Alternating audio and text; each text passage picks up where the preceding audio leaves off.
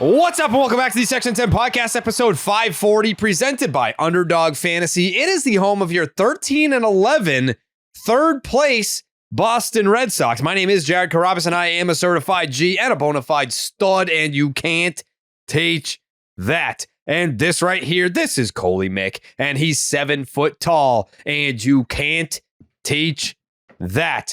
And this right here, this is Tyler Milliken, and he killed his dog Bullet, and you can't teach that. Bada boom. Realest guys in the room. Steve, how you doing? Ooh, what up, Section 10 in the building? In the mother fucking building. Did you forget I exist? Did you forget who I was? You gotta go. How am I getting suspended? We got something fucking important to say right now. Yeah, what is it? What is it, Jared? What is this show? Brewed by Blue Moon. That's right. Suck one. Produced by Jake Yazzie. Fuck yeah. That's right, Jake. And that's Crazy, what's Tyler. that guy's name? Who's the other guy? The other guy. You know what, T? Skippy? What's his? I got Save it. thrown off. I got thrown off because we, we're now saying brewed by Blue Moon. Yeah. And it I was thinking about it while I was doing the intro, and it fucked me up. I didn't fuck up, but I did. T?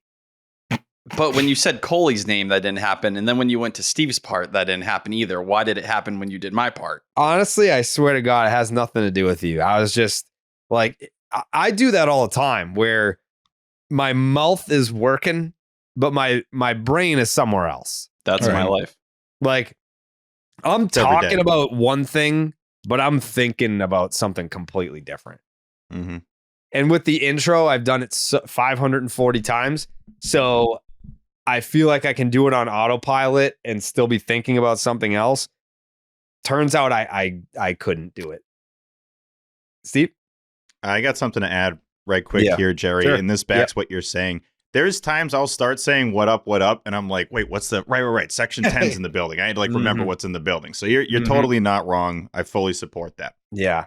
Yeah. Don't take it personally, T. It has nothing to do with you. I was just honestly how do I when I get to brewed by Blue Moon, because it's, I just found out that I had to say that 10 seconds before I had to say it. So I'm like, is it a different cadence? Is it a different, am I enunciating it differently than presented by Blue Moon? It's like that. I know what to say and how to say presented by Blue Moon, but I'm how do I say brewed by Blue Moon? How do I don't know. I didn't have any time to How do think you about want to it do or this? practice. What's the best way to do it? What feels right? Brewed by Blue Moon. I don't know. Let's That's test pretty out good. some.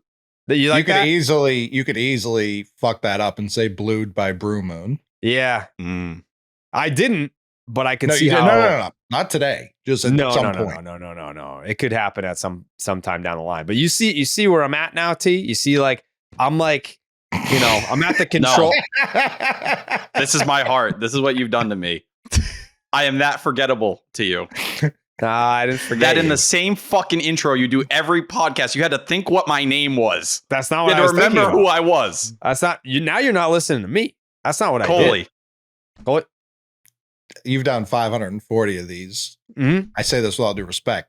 By far the least amount had T in them. Yeah, that's true. T. Uh-oh. Counterpoint. We did 150 episodes of Name Redacted together. That factors in here a little bit. That's more than I wouldn't have thought, Jerry. Counterpoint. Completely different intro. Still, it's me. Yeah, but we didn't do what was even the fucking intro to that show? I don't remember. I was trying to think of it. I think we went right into the baseball boom. talk. Yeah. Okay, boom. This team sucks. Here we go again. Jake, what was the intro to Name Redacted? What did I say? I honestly have no idea. He gets did 150 of those. You don't know what the intro was? I don't remember what the intro was. It You was did the definitely quick and to the standings. point. There was something. Oh, I remember. I remember the gist of it. It was yeah. All right. So here's where the intro started. It was when Steve's fucking dumbass podcast was calling themselves the official podcast. Because we They were were the called- official podcast. You of the team. were, but you were calling yourselves the official dare podcast of the Boston Red Sox. So the name redacted intro was, welcome back to the Name Redacted podcast, America's most beloved podcast, the most downloaded podcast. I think it was downloaded. Yeah. The most downloaded Red Sox, something like that. Red Sox podcast. The most downloaded fucking whatever. Yeah, Listen it was, up. yeah, it was a response to ITM saying you're the official Red Sox podcast. So I was like, all right, then we're the most downloaded Red Sox podcast. That wasn't Fuck even like a chirp at you. It just I was know the it official wasn't Red you. Sox show. It was the fucking. I know who. Yeah, I know. I No, I know. know. Hey, we're I on the same know. page now. It's all good. I But know. yeah, that wasn't I a thing know. at you. I know who. Yeah, I know what. I know, but I was just. I'm like, just making sure. I'm just making sure. I was. No, it's not you. I was mad at. No, I know. You know who. No, I agree.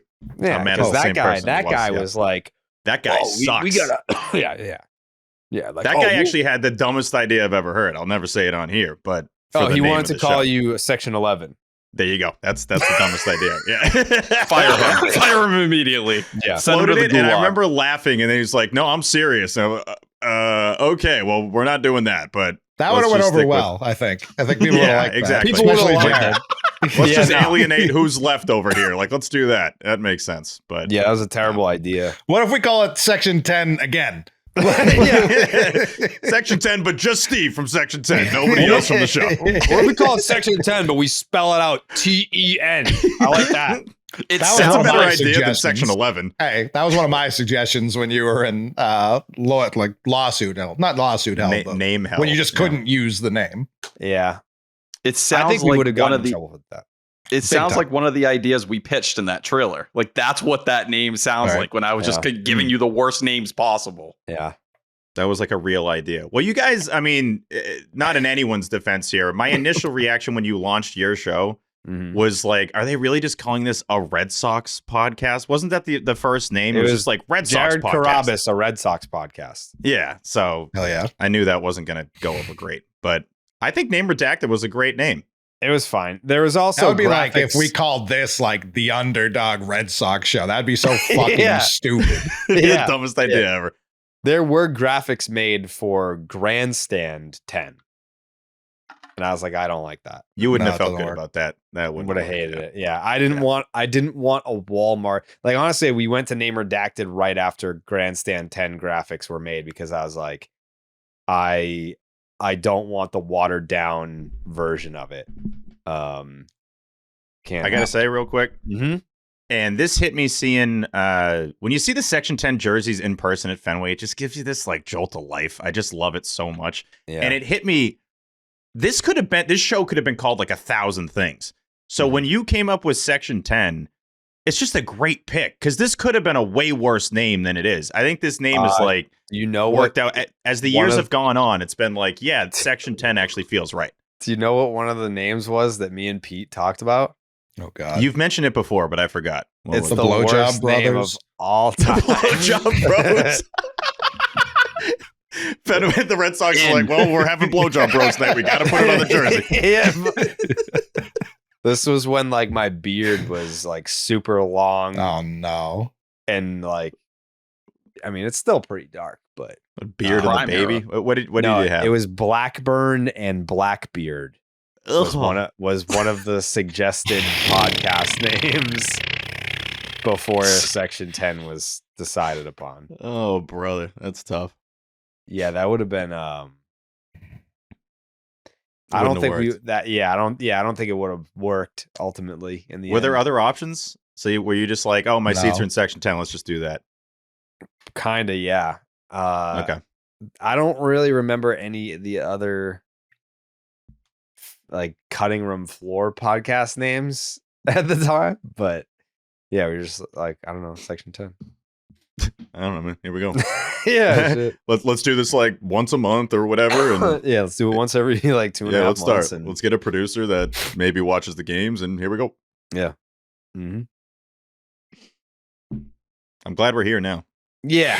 Put it that way. Yeah. Section 11. I mean, that would have been Would have the been bad. official Red Sox podcast, Section 11. Oh God. Yeah. I wouldn't have let that happen, but yeah, that would have been an absolute nightmare. We had a good name. Inside the Monster was a good name for me and Joey. I'm not just patting myself on the back, but I think that was a solid podcast name. That was fine. Yeah. I think it worked. I think it played. Yeah. Because T, what were your thoughts on that name? Did you like that name? It was solid. I was a little confused when you guys went to straight ITM. Just gives his opinion on the pod name. Get That him was out of here. uncalled for. Yeah. That was You think that was uncalled for? I think Yeah. that one's the hardest one he's got all year. That was tough. Yeah, I mean when He he didn't get any last podcast. So when he trampled the intro earlier, that was a tough. He had to get tossed for that. This, Yeah. I mean, he was asked a direct question and he answered it. He didn't say like, And "Go down." he made it about him. Like it wasn't about him. You know. Right. And he didn't get a single suspension last episode. I liked Inside the Monster. I didn't like ITM. It made it sound like a tech company. That's what I was going to know. say. That's fair. Well, That's totally You fair. got We suspended, just wanted to so keep you're it. gone. We wanted to keep it as close as it could be, but yeah, it probably could have Yeah. just been something totally different. Yeah. Can I take that suspension? I'm offering to take that one because I Why? asked the question. He was just answering it. He didn't that's deserve fine. that. No, he deserved it. All right, just floating that out there. I'll take Is there that. there should be someone that is, you know how like Garrett is the podcast team historian. Yeah. There should be someone that listens to every episode that is one of these like Microsoft Excel people that they document everything. Someone should be the suspensions appeal process. Like there should be Shout out to the someone- suspensions account. It's a great account. But yeah, you're saying this should be a different thing, an appeal account. Yeah, there should be an appeal. There should be a panel of 3. I don't hate that. Yeah, you can I take. mean, it up T, if appeal. I'm you, I'm appealing that big time. You I should think that was appeal. a tough one. You should appeal. I don't want to appeal. It is what it is. If I'm treated unfairly, that will stand on record, and people will remember that I was treated unfairly. Yeah, no. There's a community online that will absolutely cry for days about T getting bullied, even though he The Milliken militia, they feel everything. I know what he's talking about. That's it. Well, I guess there's crossover there. Just quick shout out to @suspension_10 on Twitter. Keeps crushing it. Has been doing a great job for 2 seasons now. Yeah. So, shout out to you, my friend. Yeah, the Milliken militia, aka the Milky Babies. Shut your fucking mouth. Get some respect for them. Whoa, Okay. whoa, Shut your fucking mouth. whoa. Look at this. Look at this. Who's this? What did he print? Who's that? You gonna rip that in half? Oh, Yep. oh, he's that's getting not even a it. good rip. That rip That's sucks. good. Fuck you, Yeah. Steve. I'll rip you That was next. That was a shit rip. Wow. Rip me, T. T is in a tough mood today. I don't blame. You've been doing a lot of work, T. You've been working He's hard. been busy. He had the live show today at 98.5, the fucking Sports Hub. Live from the cask, yeah? Correct. Okay. I was pissing there. Okay. Cool. That's my quote. Like, why did we learn about the piss, T? Well, I like pissing in that bathroom because it reminds me of the first Name Redacted show or live like watch party thing we did way back in the Okay. day. And that was my Right. first time ever being near Fenway since I started doing the podcast or any media in Ever, general. you should have just left it at ever. And I was so happy because I was near Fenway Park, which is Yeah. like the team that plays there I spend my whole life talking about, but decided I should probably go to the ball yard. I was just so drunk. I remember looking in the mirror and when I was pissing that I kind of wanted to capture the moment of me being sober and me being present there. So I Yeah. thought I'd snap a flick. I was I like could've leaning s- away I- from the urinal. I could have sworn T was saying today I was so drunk, so I like had to document it. I'm like, geez, this guy's just hammered on air and willing to say that on the podcast. Yeah. But it's a hell of a pick, T. I don't. It doesn't look like you're peeing. It looks like you're about to punch somebody or something. I think I was departing the urinal. Like Coley tweeted it out, and I retweeted it from the Section 10 account. It does look like someone just said some real shit to you, and you're about to hit them in the face. So Yeah. Well, I guess was that's doing what you that look like when you thing pee. where I like start sweating for no reason for like 30 minutes and then my body regulates. That's what I was in the middle of. Yeah. Okay. Is everything okay at home? No different than how it's always been. So that's okay. So Martha's probably up to some bullshit. No. Martha's been great. Very supportive, very loving. I left my car at her house today. Appreciate you, babe. No, there you go. Yeah. Appreciate you, Martha. Be careful. Well, Tread lightly. I just said I appreciate her. She You don't deals have with to a do lot. that. Yes, I do. I'm a manager of people. This is my team, you know? Martha's part of the squad, Mm-hmm. you know? I guess. That's like how the Red Sox have like the family room for all like the player wives and girlfriends. You know? I'm like the John Henry of Section 10. I want to make sure that everyone's comfortable, not just the players on the field. Families What is have that? to be taken care Am I like Romy Gonzalez? Like, what would I do? of. You are like Triston Casas. You have like the weirdest defenders that will defend you even if you fucking suck. Thank you. Your potential is very high. And you're just weird. Finish it. You're going to tell me I have not fulfilled my potential? I've come up short. No. I just think that your ceiling is very high. You haven't hit that ceiling yet. So that's more of a compliment. That means you haven't peaked yet. You don't want to have peaked. Unsure if all your teammates like you. Yeah. Maybe that's the connection I have with him. Yeah. Yeah, you're the Tristan, but you're also a middle of the order bat. That's a great thing, you know. I just can't face lefties. T goes so hard for Casas, and he's been pushing that corner, but he's more right than the people who are like, you gotta fucking kill this guy. Like, I'm so tired of those people. Same. It's tough. I had tweeted a little bit negatively about Tristan today, and it's more just kind of stating the facts. Yeah, can we and where talk he's about at that right now. tweet? That tweet pissed me It's off. it wasn't that bad a tweet. I There were just think it some was that weird bad a tweet. stats in there, Steve. There were some Thank weird. you, I know. T. I know. Thank you, T. I cherry picked. That's fine. Jerry, I think your I know what tweets pick you off I piss you off. I know which ones. Like I'll hit send. I'm like, Jared's not gonna like that one. No, so like here's the thing, Steve. Your tweet read like someone who just discovered Baseball Savant. Like you love batting average, which like it's my favorite thing ever. I'm with you. I love like, Savant. I just don't reference it a ton. I do love Savant. Okay. So I love batting average too. Like the people that want to throw it out and they're like, well, we have WOBA and we have weighted runs created plus. Like I look at that too, but I also want to know what a guy is hitting. I just need the context of what's the on base, what's the OPS, what's the OPS plus, what's the weighted. Like I need it all. But when I get it all, I don't want you to leave out batting average. I still care about batting average. You will use batting average on its own to measure offense, which you just can't do today. And I agree with those people. But then you used arm strength. I literally in parentheses said that doesn't really matter for his So position. why include it? First baseman.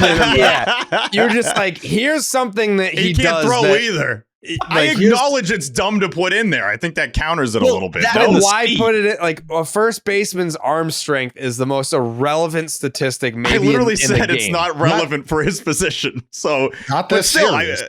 yeah, I know. You want to have an accurate throw to story there so he doesn't get the error. I acknowledge that, Jerry, in the tweet. I know, but it just looked like, all right, here's something that's bad about Casas, so I want to include it. Oh, that's 100% what I did. But I thought it balanced it out. I thought it balanced it out with the parentheses. Why Because did he's you do pissing that? me off. That's why he's been terrible. He's been His awful, arm Jared. strength is pissing you off. No. Arm strength's not pissing me off. No, All that right. throw, All right. Story getting the error pissed me off. I'll say that. I don't think Trevor Story should get an error. You know there. what?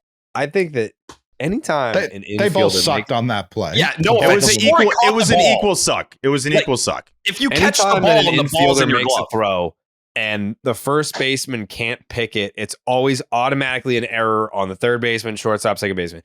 I think it should be like it becomes a little tricky because it Should be a becomes like a judgment play. discretion thing. It becomes an opinion at that point.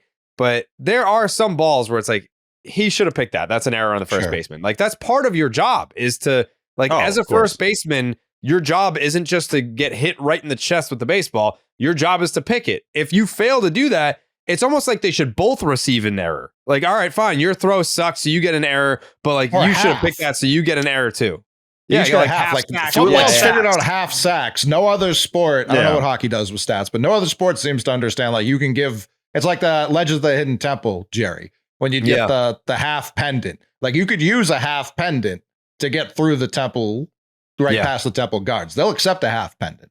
Yeah. Let's call Robert Manfred Jr. Esquire, whatever the fuck his name, the second. I think that there should be half errors in baseball.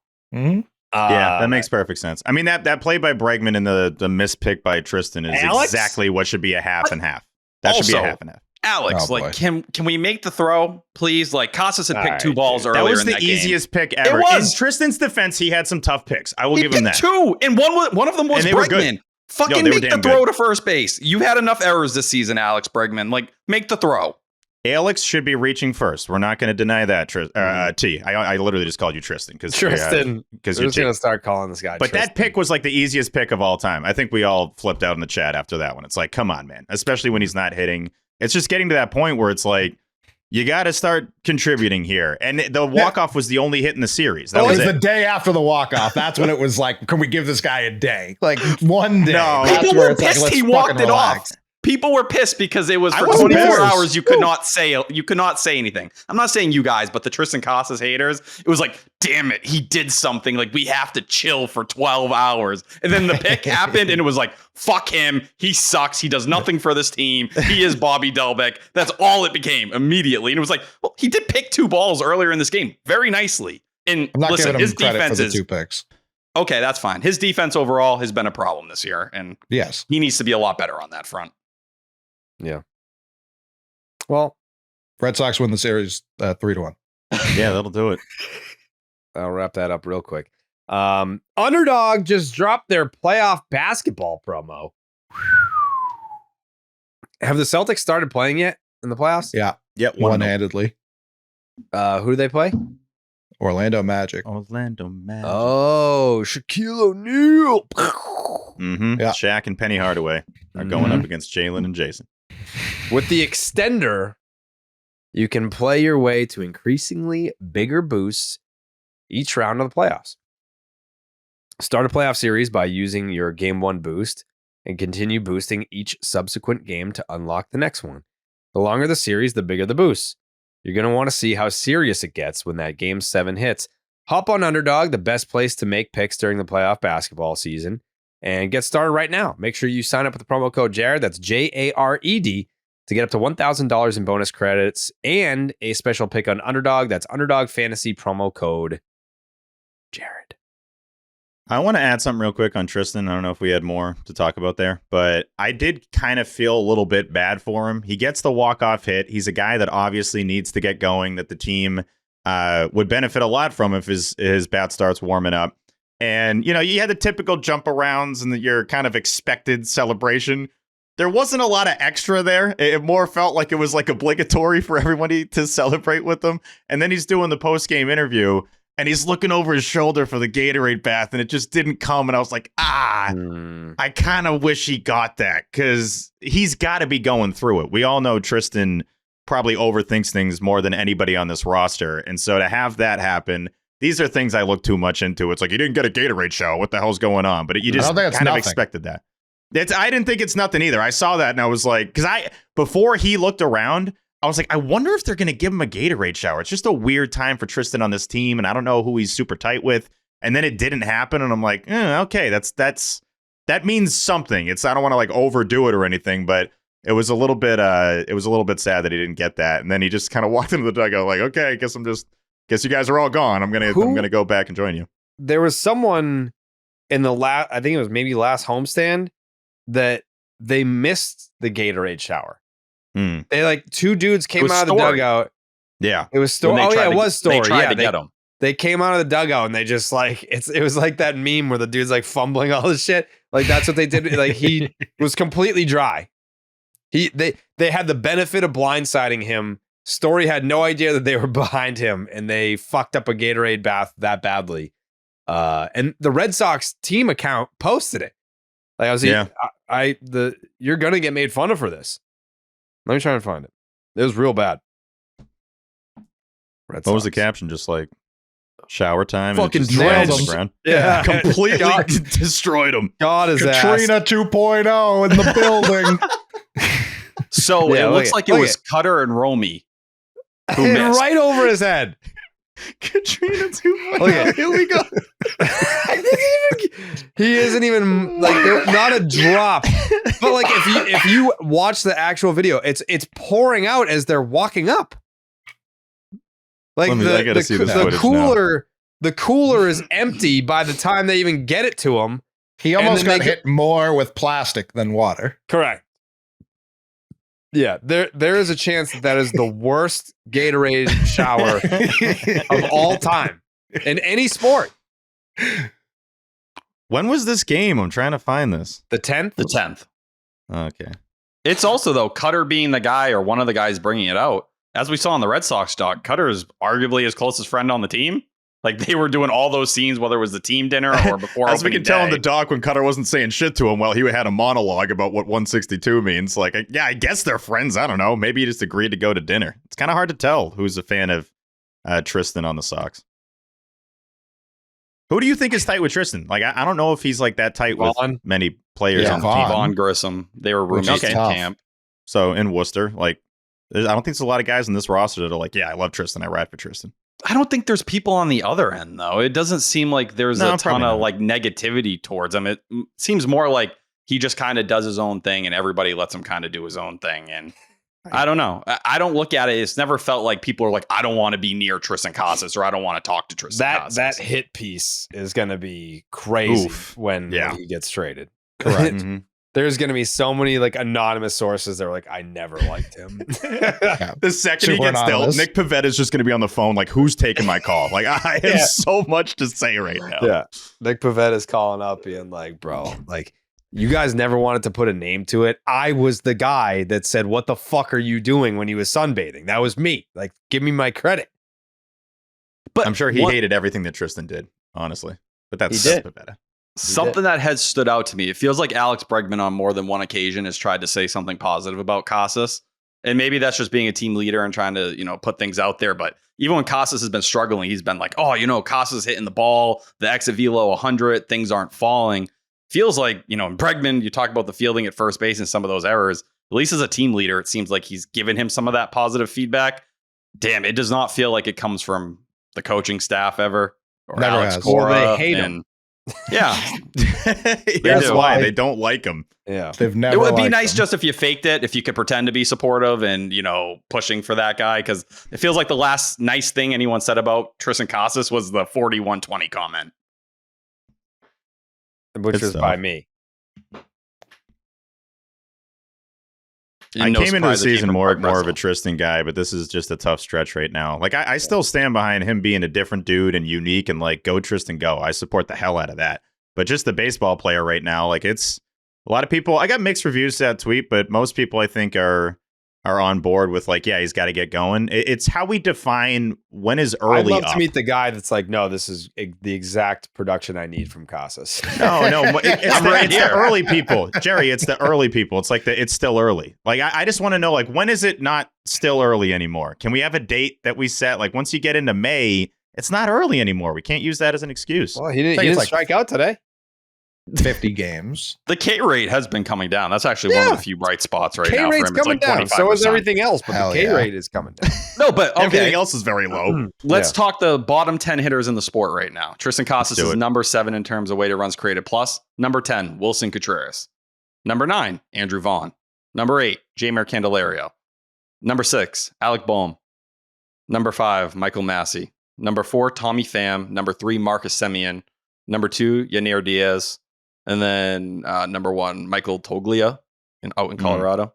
Oh, Love he's the those. worst. Yeah. We talked about Good him guy, on this though. He podcast. sucks, but great he's a guy. good- Yeah, he's a good guy. Fucking horrendous. He's I think tied he's with Casas striking for out at WAR. like a 56% clip or something crazy like that. It's Yeah, bad. 46%. 46%. Yeah. Yeah, we said it was like Mason Miller's strikeout rate is what it's like he's facing Mason Miller every time. Jerry, you mentioned batting average. I got a Triston Casas batting average. Oh, show me the batting average stat, Steve.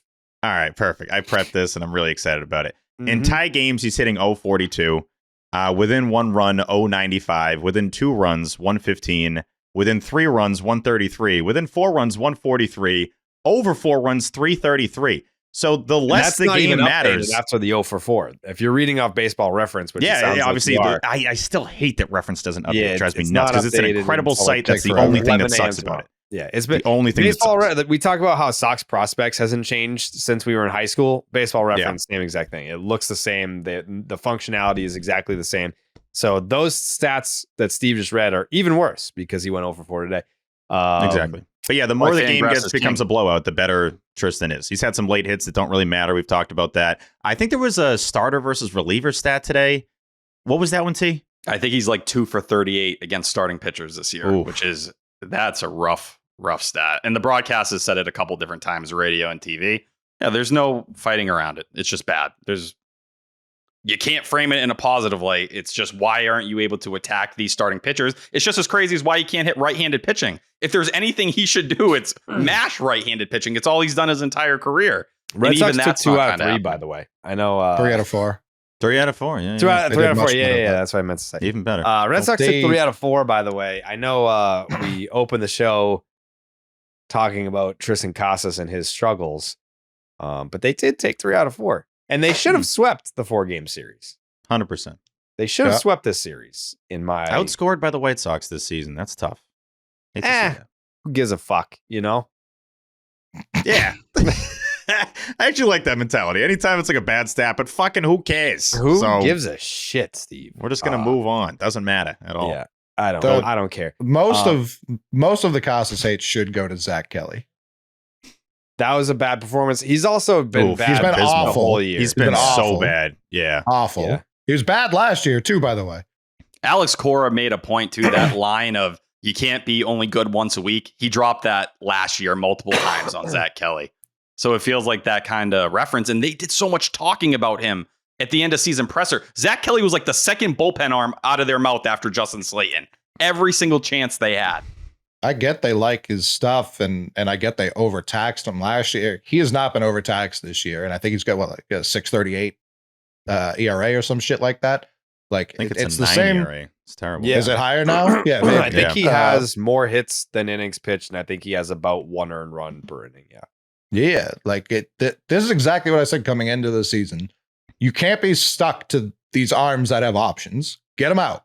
Like, send him down to AAA. If he comes back later in the year, fine. No one's going to be furious about that. But right now, he's bad. Send him down. Bring up literally anyone. Quite literally anyone. It's been tough.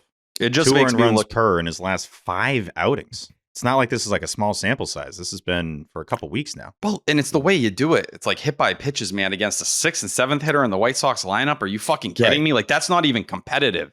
And it's the command. It's a lot of hard hit. He's 25th percentile for that. It's shitty command. And some days he shows up and the stuff is there. The Baseball Savant page looks good. But so did Ryan Brazier's. So did Caleb Ort's. Doesn't always mean a guy is able to perform and get the job done. Those are Caleb both Ort was better really pitchers. good last year. If Brazier has been really good at stretches. Like, both of those guys have proven it. He's never proven it. His fastball He's gotten big outs, but not consistently by any. And I have people being like, "Oh, Weisert's going to figure it out." Weissert was excellent. He got an inning-ending double play that would have won them the game if the Blowjob brothers, Triston Casas and Trevor Story, could just have a catch in the middle of the field. Like, that was What's up crazy. with the Blowjob Brothers this episode? It's just very funny. I think I laugh every time, so it works. Yeah. It's From just- Succession. Well, we gotta. I've never seen it, but we gotta I know. decide who. We gotta decide who It's the any Blowjob two Brothers are. people. It's literally any two people. You can just pick anybody and call them the Any blowjob two bros. That's people. how it works. Got it. All right. Got it. When you fuck up a play like that,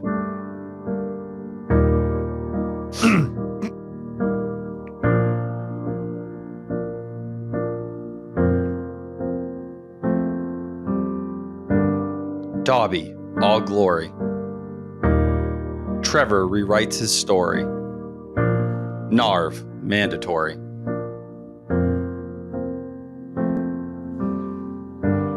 Oppo Raffi, back.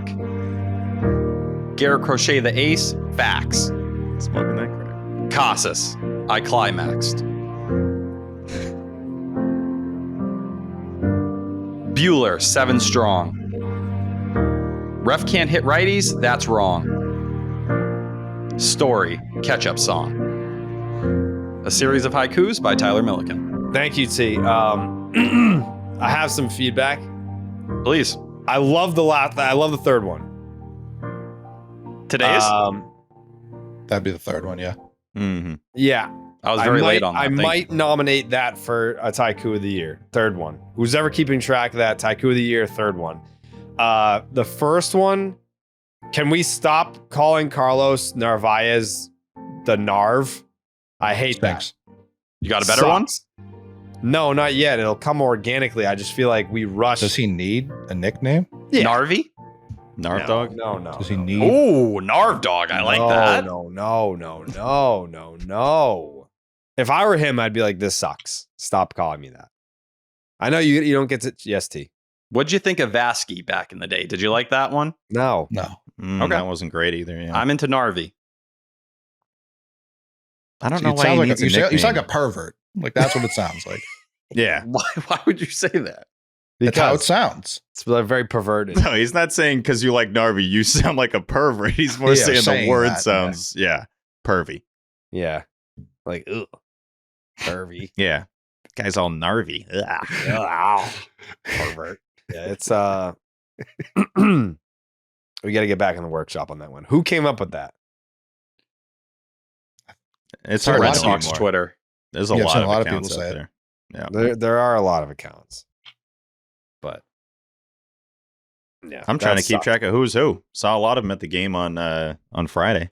But yeah, there's a lot of folks, man. A lot of I Who'd think you it's see? Sammy James to pin it on someone exactly. I saw the GOAT. I saw Adam. I saw Liam Fennessy. Somehow they won when Liam Fennessy was in the building. That's That the was first time crazy. I've met him. Incredible guy. Adam, Love we've Liam. obviously met him before. Incredible guy as well. But dude, the grip check is going platinum. I mean, this is reaching a new level that I didn't think was possible. And Yeah. Credit to him. He's not forcing it either, which is beautiful. Everyone's just doing it. Mm-hmm. Yeah, like I said, I think I said it on the live stream or like tied in the eighth or something. I was like, I want to do it, but I feel like it's their thing. I feel like I know. I also I told him just- it's too late. Like, I don't want to be like, oh, grip check. It's like, Yeah. no, if you did it early, you did it early, but it's time has kind of passed. I won't name names, but I hated when like at Barstool, someone would have like a viral thing that everyone was in on, and then you would see people like try and piggyback off of it. And you're like, just let them have their thing. Like it's their thing. And they would just try and jump on the bandwagon. So now I don't want to be like, hey guys, like I'm cool, grip check. It's like, no, dude, fuck yourself. I can see Jared doing a video just gripping a bunch of stuff like, grip check. Yeah. Dude, calm down. I That love would be it. funny. You should do that. You should have like 10 bottles and just grip them and just post it. Yeah, like I would love to do a grip check, but I feel like it's not for me. It's not my thing. I don't want to piggyback on it and seem like I'm trying to clout chase off of someone else's successful thing. I don't like that. I had done a grip check with my dog that I didn't end up posting online. I'm because I felt sorry. like What the Yeah. fuck? I had grabbed Sam by the throat and just like not What? too hard, but I had gripped it. And I I did thought you not meant post the dog was in the picture. You gripped your dog? Yeah, Samantha. Yeah, I took her by the neck. Frontwards, not backwards. That's worse. It's in spirit of the grip check. Guys, I choked my dog from the front. All right. This isn't Yeah. that weird. Like a grip check from the back, like they have all that loose skin, like they don't care. Grip check from the front, and you're strangling your dog. That's you like one of want my the eye favorite popping videos on effect. Twitter with a guy in the airport. He's like, ruff, ruff. Like got the dog by the neck. That's one of the funnier ones. That one's great. But But no, you did the front tee, which is way worse because you Yeah. can kill your dog. That's Sam what was Michael fucking Vick with went to jail for. Sam was fucking with it, which you were like, yeah, I really like this. This is cool. Let's do She's this. happy said, anytime "Oh." I pet her. Nope, she didn't moan. She said, Don't "Oh, do that. Daddy." No. Sam's older than me. She said, "Get me the peanut butter, Daddy." No, I'm allergic. You're allergic to She's everything. I swear to God, like your family just raised you to be allergic to things that they either just didn't want you to eat or they, yeah. That's what it was. We have poor genetics. Yeah. Whatever, dude. Red Sox lose 10-3, or they win 10-3. Take your pick, whatever works for you. Take your pick, who gives a shit. Hunter Dobbins should not see another day in AAA. He really shouldn't. Like, Hunter Dobbins is a dude. I know it's the White Sox, whatever, but like the stuff plays. Like, what are we doing here, T? I could not agree more. And in this start, very heavy on the fastball, but the splitter, we saw the splinker. Baseball Savant doesn't acknowledge it as that, but 11 total whiffs, 5 on the slider. The splinker was in usage. You got a 2.45 ERA through 2 starts. Splinky. 94th percentile chase rate. Splinky daddy. 80th percentile barrel percentage. Like, he has everything underneath the hood that gets you excited. And yes, it's the Cardinals and White Sox. It's just he only has 6 games pitched at AAA. So I'm not against the idea of him getting some time down there. I'm done with you guys. That's Splinky in my ass. Splink me, T.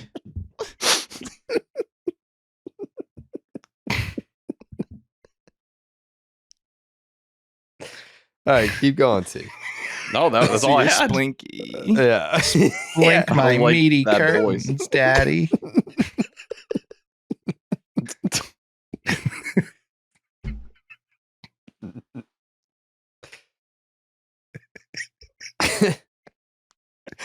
Red Sox win 10-3. Yeah. Or some shit. Yeah. There's some shit. There's One of the some Sox. shit. One of the Sox won. I don't know, man. Yeah. Take your pick. This was the was this the T Story 2-homer game? Yeah. It was. Shout Yes, hey, 10. I got a big shout out. I got a big who's shout that? out right Who's now. that to? Goes out to Jake Yazzie. This guy just knows what's going to happen at He all knows times. ball. Could not believe it. We're at the game on Friday, Mm-hmm. and he's like, "I got Story hitting 2 homers tonight." I'm like, you do you, Jake. Like, whatever you say, man. That sounds great. Sounds First good, one idiot. smoked. Yeah, complete moron. We're up in Correct. center field next to the monster. I love that spot, but it's way too windy that we were there for 1 inning. But yeah, Story hits a bomb, and it's like, okay, maybe he's onto something. All And then a right, couple Tink. innings go by. It's like, he's not going to hit 2. And then what happened, Jared? What was the sound again? Tink. He tinks one out. Yeah. Incredible job by Jake. I don't know how you do it, brother. Tink. I want a speech. Jake, you give me a speech?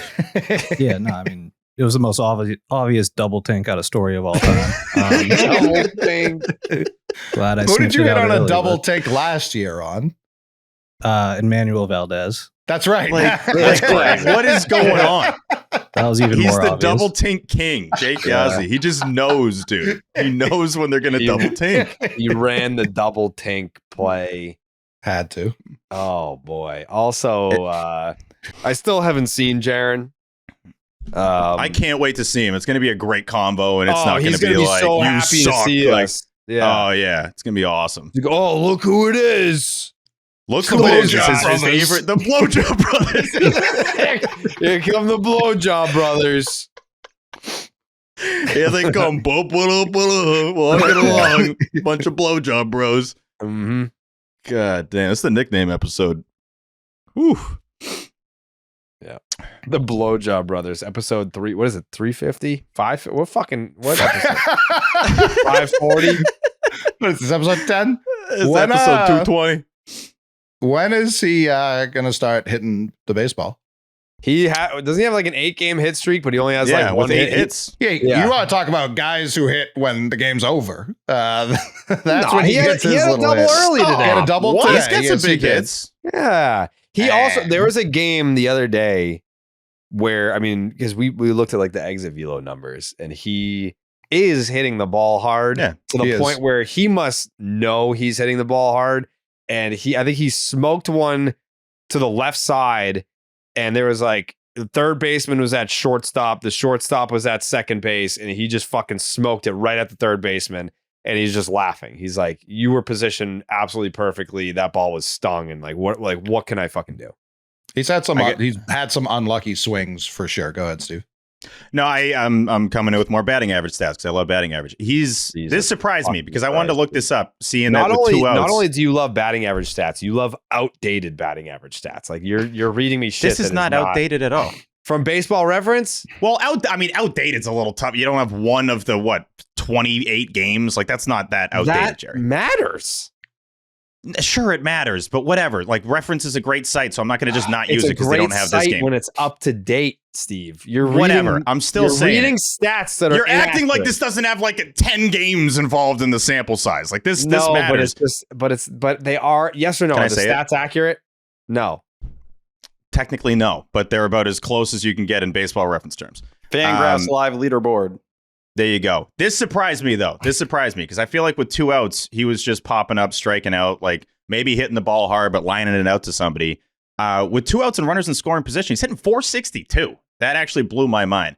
But he's hitting 173 in games that are tied or within 1 to 2 runs. So close situations, not that great. 2 outs, runners in scoring position. He's knocking guys in, Jerry.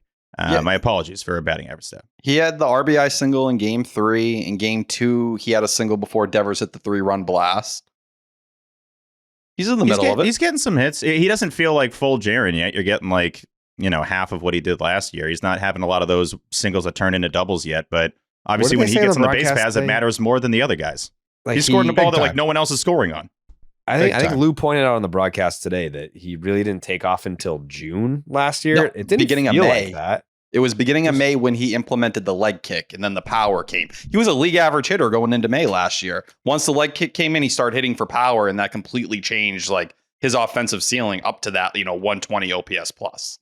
I mean, he has gotten off to a pretty bad start statistically, and he's still light years better than Casas. It's not even the same planet. It really isn't. Like, Duran is hitting 232 with a 627 OPS, and his OPS is like 200 points better than Casas. Crazy. The Last 294 year is what sucks at the top of the lineup. Like that, I just don't know why they don't even, like, everyone else can get slid down for a few days just to find it. It's like, no, you're going to play no matter what.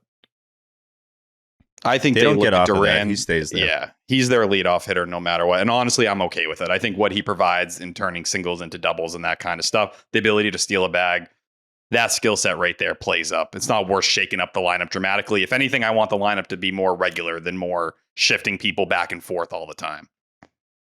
Again, And you now's look at the time last to year. do it, though. I don't think so. He's contributing. He's hitting. No. I'm saying for the lineup in general, not him. Like the lineup in general now would be not June. I agree you don't want to be shifting it throughout the season, but that has been core his whole time he's been here. He will shake up the lineup. With him, he doesn't. Last year through the month of April, it was 268, 338, 386. It was a 720 OPS. He was essentially That's a league average. 100 points better than it is right now. That's like much better than it is right now. We got another 9 days here, though. Another 10 days. No doubt. He's just also like, because I saw, Red Sox payroll today was breaking down how many pitches Casas is seeing. Duran's having multiple 1, 2, 3, go sit down. Like he's been doing that more than I can recall. And he's striking out 56% or 56% tile, 21% of the time like that. I expect more if he's going to be leading off. Yeah. So he's last not year, walking either. it was a 3.8 pitches per plate appearances. This year is 3.3. Yeah. And if you go back to 2023, it was actually 3.8 as well. So if you're trying to look at that as the breakout, it's actually by far the lowest of his career. It was 3.9 in 2022 and 3.8 in 2021. And I think you also look, though, it seems like he's attacking and he's hitting the baseball hard. He's going oppo more than ever, too, which kind of stands out to me a little bit. I know Casas is in that camp as well, where these guys are going oppo way more than they ever did in the past. Anyways. Hunter Dobbins, huh? The fuck? This second game here, the walk-off win. This is the extra inning game. The 10-inning game. This is the Triston Garrett Casas Crochet game. The Garrett Crochet game. Triston Casas. Crochet goes 6, shut, walks a couple, punches out 7. This is the Greg Weissert shit his pants game. He did not look great. Gave up a couple hits. One of them being a 3-run bomb, walked a guy, just not good from Weissert.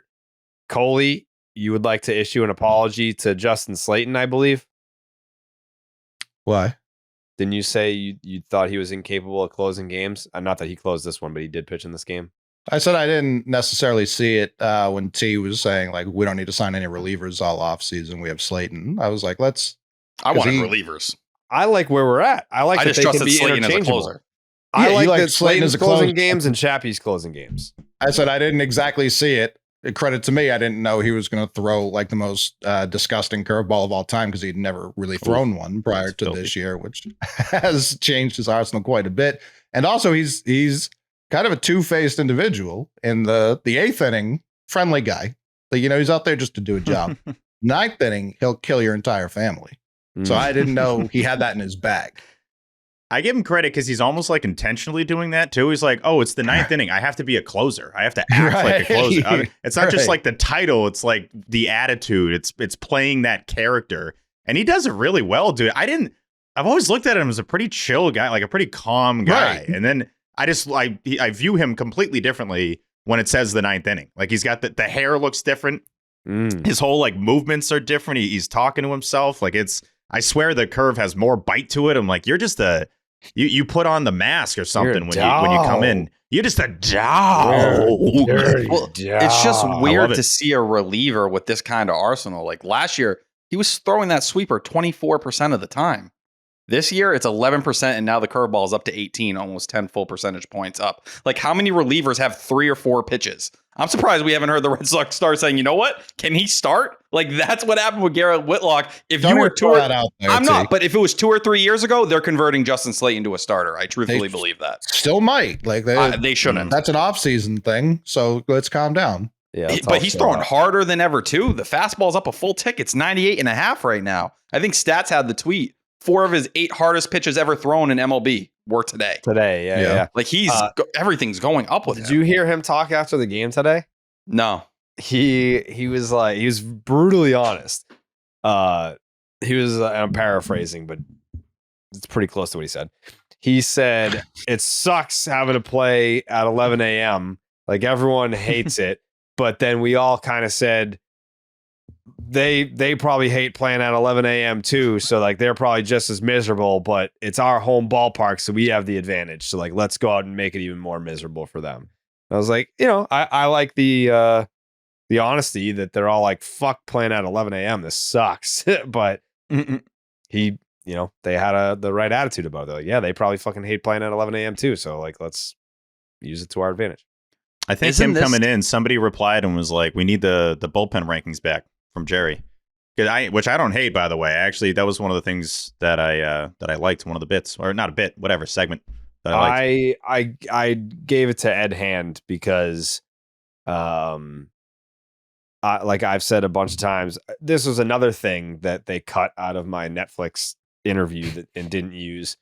I started talking about relievers, and I was like, I have really only ever butted heads with or had beef with relievers because you have to think about it as they're already failures because they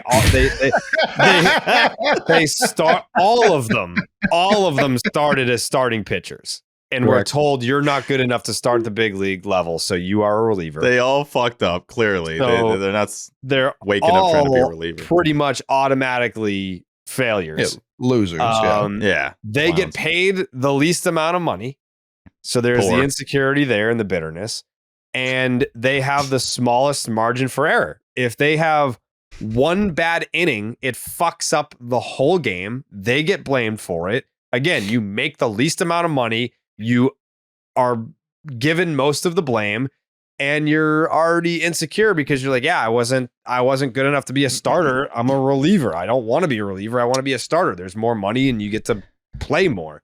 So when you criticize relievers, they're going to have a bigger problem than someone that has a better sense of security. So that's why I don't rank the relievers anymore because it was such a headache where it's like Ed Hand can do that. I don't know that. Like, relievers are knocking on his door being like, what the fuck, Ed? Like, why'd you have me ranked when here Zack or Kelly whatever? gets sent down to AAA, that might be exactly what happens. But yeah, like for I don't know, like after a certain point, relievers were looking at the list being pissed at where I was putting them. And I was like, this is not worth it. So Ed, if you'd like to do it, go knock yourself out, buddy. Slaten's great. Either Love way, Slaten. though, he's the closer of the future, whether it's in July He's a when closer Chapman right runs now. out of gas. I think that they're using both. Yes, but I think moving forward, if Chapman runs out of gas or just after this year when Chapman isn't here, Slaten, it should be his job. Like, if he continues to look anything like this right now, there's no reason why he shouldn't get those keys for the foreseeable future. You will have a lockdown closer for very cheap money.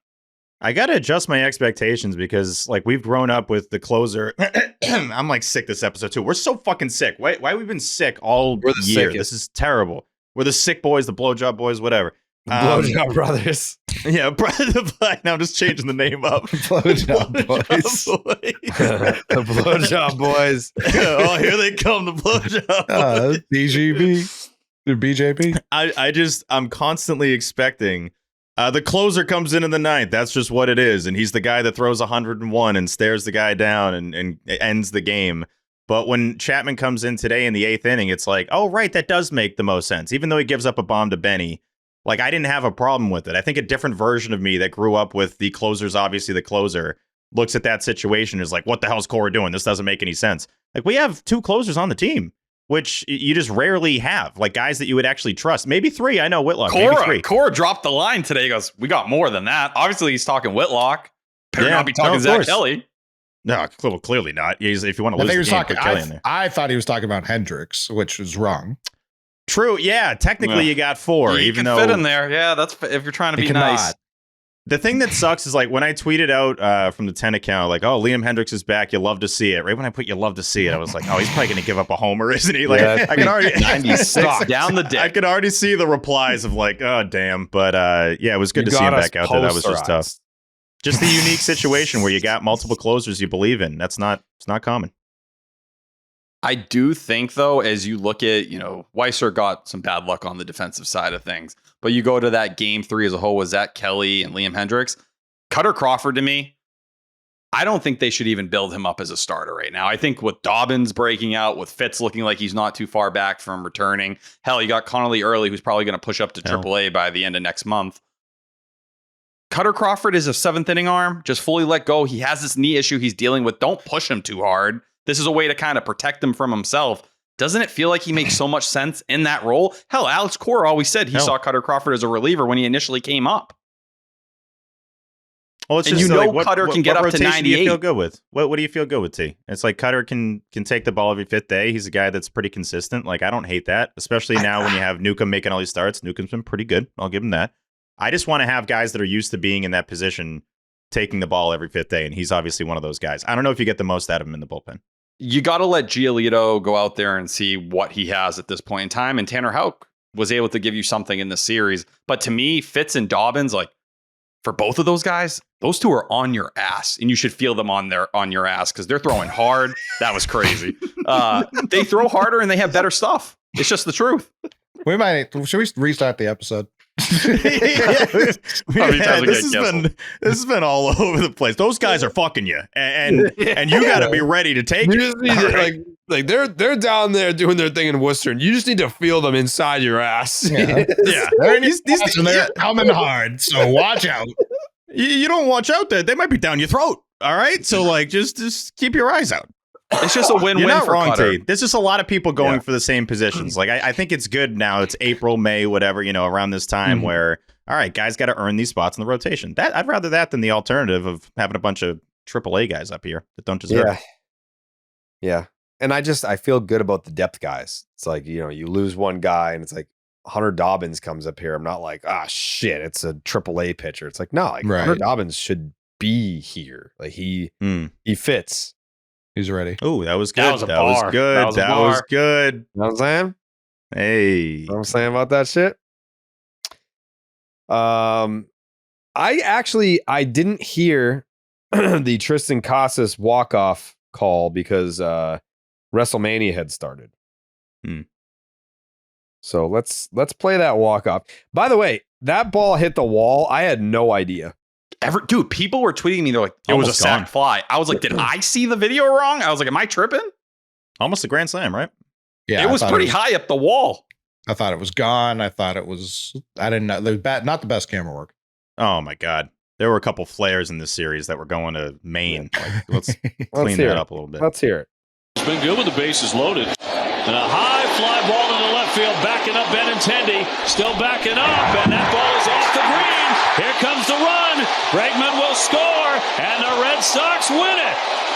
Triston Casas will walk it off, and the Red Sox win it in extra innings 4-3. That's fine. Yeah. I mean, that's kind of what you get when it's the White Sox. Casas is having a tough go of it. That's kind of what the call ends up being. Yeah. You should have just won already. You shouldn't have needed that. Yeah. It cost you the next day because you didn't have Whitlock. Yeah. I think when I was watching it, I was kind of just like, yeah, all right. Like, all right, WrestleMania. Let's go. Yeah, I was more excited that the game ended, not like, okay, they won. They didn't lose and it's over. That's kind of what that walk-off was. Yeah. Yeah. Red Sox win 4-3. They ruined Easter. This game really pissed me off. Terrible. The White Sox scored 5 runs in the 7th and 8th innings, not each, but 3 in the 7th, 2 in the 8th, and it was very pathetic. When Houck has been going the way that he's been going, and I think a lot of it, I mean, I can't speak for everyone here, but I certainly was hitting the panic button on Houck, being like, this, I think this might just be who he is now, which is a not good major league pitcher. He's put together some good starts here. 6 innings, 3 hits. Because before, like a Tanner Houck start to me, if you told me he went 6 innings, 2 earned runs, and you asked me how many hits he gave up, I would have been like, probably still 7 or 8. You know, like he's a guy that even when he limits runs, he will give up a lot of hits. But it was 6 innings, 3 hits, 2 earned runs, 2 walks, 7 strikeouts, and a homer. Like, sign me the fuck up for that. Like, hell yeah. And the Matt Dice homer got caught up in the wind. That ball just kept friggin' blowing. That was he was shocked it got out of the ballpark. Yeah. But then you got Zack Kelly, who couldn't even record an out. 3 earned runs on his behalf. It was terrible. I think that this, nothing against Justin Wilson here, but to the folks that are, you know, we've already seen the White Sox 7 times already by mid-April. Not that Wilson's been bad, but you look at Cam Boozer and you're like, wait, why is he still not in the Red Sox bullpen? Like he's been fucking nasty. But I digress. Then Steve jinxed Liam Hendricks. I did. Liam Hendricks went out there and didn't look super great. Gave up the bomb. Not the best. I mean, but the last time he pitched on a big league mound was what, 680 something days? It was a couple of years ago. Yeah, 686. I mean, the pitch is right down the middle, and it's so hittable. But yeah, and that's it the has issue. Been a while. It's what he did all camp. It's 96 down the middle of the plate. Like, it's not fooling anyone. It's the same exact pitch Garrett Cooper took him deep on. It's the same exact one. I do think the slider is a little bit better than it looked during camp, but well, not someone I'm depending on. No, you can't. But I think that they've at least built a bullpen where they don't need to depend on Liam Hendricks. We were kind of sweating bullets at the beginning of we were sweating bullets at the beginning of spring training, being like, you know, Liam Hendricks is the closer of the team, and if he's not, then we're fucked. Certainly not fucked. 44 has been really good, and Slaten is a weapon that we at least knew about, but I don't think the league was ready for Slaten. I mean, it's Whitlock. Whitlock being healthy and looking as he is why we're more comfortable with it. And it's Justin Wilson. Like, I'm looking at Justin Wilson's savant right now. It's red as fuck. Like, Justin Wilson's been very good. He's just not going to be here past this year. Yeah. You can't have the inning that Zack Kelly had. That was pathetic. He faces 3 guys. They all get on, and the loss is solely on. I don't want to say solely on him, because the Red Sox all weekend left a lot of guys on base and consistently just didn't capitalize on scoring opportunities. But that outing was about as bad as it gets. And then I was just surprised to check his the game log, and it's like, wow, he's really been going bad, man. Like you say with Weiser Coley, I expect bad things from him. So when he's going good, it surprises me. I have the wrong impression of Zack Kelly in terms of what he's done in a Sox uniform, because he has had big moments. I think he won a Clark's Ketchup Series MVP last year. He The did. Yankees series. Yeah, Huge exactly. bases loaded. So you kind of you situation visually loaded. you picture that stuff, and then you forget it's like, right, if you dive into it, it looks really rough, and that was kind of the pinnacle of his bad season so far. I do look at Justin Wilson. The inherited runners are a problem with him. He's allowed 4 different outings where he's had runs come in so far this year. So I do think the ERA and FIP are a little bit deceiving there. I just think it's when you don't have Garrett Whitlock available. That's where you find this problem because you need a bridge the next day. He can't pitch back-to-back days, even if it is just one inning, like you saw in the 10th. So how do you get to the 7th, 8th, and 9th on those days, or just the 8th and 9th? That's the biggest problem for you. That's why you lean on the Weiserts and the Kellys. You need someone else who can step in there, and they're hoping it's Hendricks. But if it's not him, that's where I look at someone like Cutter, and I'm like, man, another Garrett Whitlock-esque arm to help you on the days where you don't have Whitlock would be awesome. If you can give me 6 outs and you're pumping 97, 98, there's a lot worse places to be. What about Winky? No, Why not? he's not good. He He hasn't doesn't been miss bad. bats. He's the K per 9's like 5. The baseball savant page is not pretty. Yeah, Weisert's is elite based off what I'm Yeah. looking at. Like 8. I think Weisert's been very good. Doesn't walk anyone. Could strike out more guys. But he misses barrels. He gets ground balls. And if Triston Casas just makes a better throw, or if Trevor Story just holds on to that ball, we're talking completely differently about Greg Weissert right now. I think think the only that- thing that you worry plays about is the tough. engine.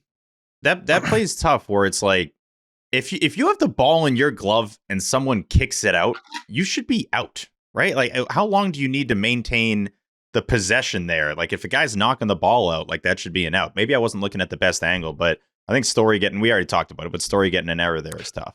Yeah, that he doesn't deserve an error there. That is crazy. The throw was shit. And they had the same play today and they nailed it.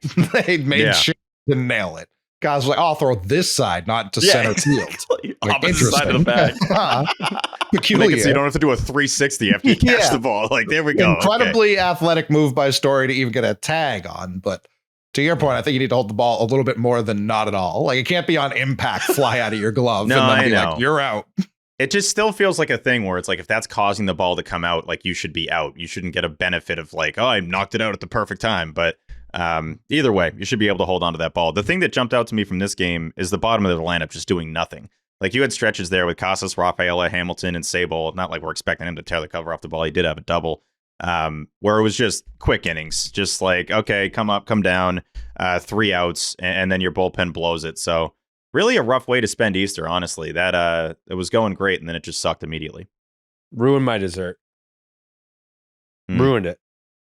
I was plowing cookies, and then Zack Kelly came in to pitch, and I was like, I'm done. Take the cookies off the table. Yeah. Not Ellen only am I cookies, done, but I don't Throw want them anyone away. else. Yeah, I was like, I don't want anyone else having cookies right now. How are we supposed to have cookies at a time like this? So we took the cookies off the table. My aunt brought out coffee for everyone. I was like, dump it down the fucking drain. Yeah. We're not doing coffee. We're Pour not it on doing the cookies floor. right We're now. not doing Yep. this. Like, Nope, Right not in the doing it. eyes. Blind Yep. me. Not doing it. So yeah, that did ruin Easter, and then it did seep into WrestleMania. WrestleMania sucked. Night 2 was fucking awful. The main event was awful, and it was kind of because of Zack Kelly. Zack Kelly I just- ruined WrestleMania. That's where it It- started. Yeah. His usage is weird too. Like they had him throw 40 pitches his last time out before this game. It's like, what are you trying to turn him into? Is he a high leverage arm you hope that can pitch the 7th inning? Or is he, a guy whose stuff you like and you're willing to let him go throw 3 innings and mop up and go figure it out that way? Because if he can throw 40 pitches, why the hell is Josh Winkowski on this team? Like Josh Winkowski, 5th percentile expected ERA, 3rd percentile expected batting average, 23rd percentile average exit velo, 10th percentile K percentage, 11th percentile barrel percentage, 7th percentile hard hit percentage. Are you saying he doesn't do anything well? Just about. Oh. Except give you length and eat bullets. Like Zack Kelly, at least there's upside there, it feels like. Or at least something in terms of stuff they believe in more than Josh Winkowski. Let him go out and throw 30, 35 pitches then. Why do you need both? Go bring up a Birdie or something like that. Luis Guerrero's going through hell down there and not pitching well. But Birdie, why not? I honestly thought there was an outside chance they were going to bring Houck out for the 7th. I was talking with the one and only Alan Peralta about that, and I understand. I think he's at 89 pitches or something.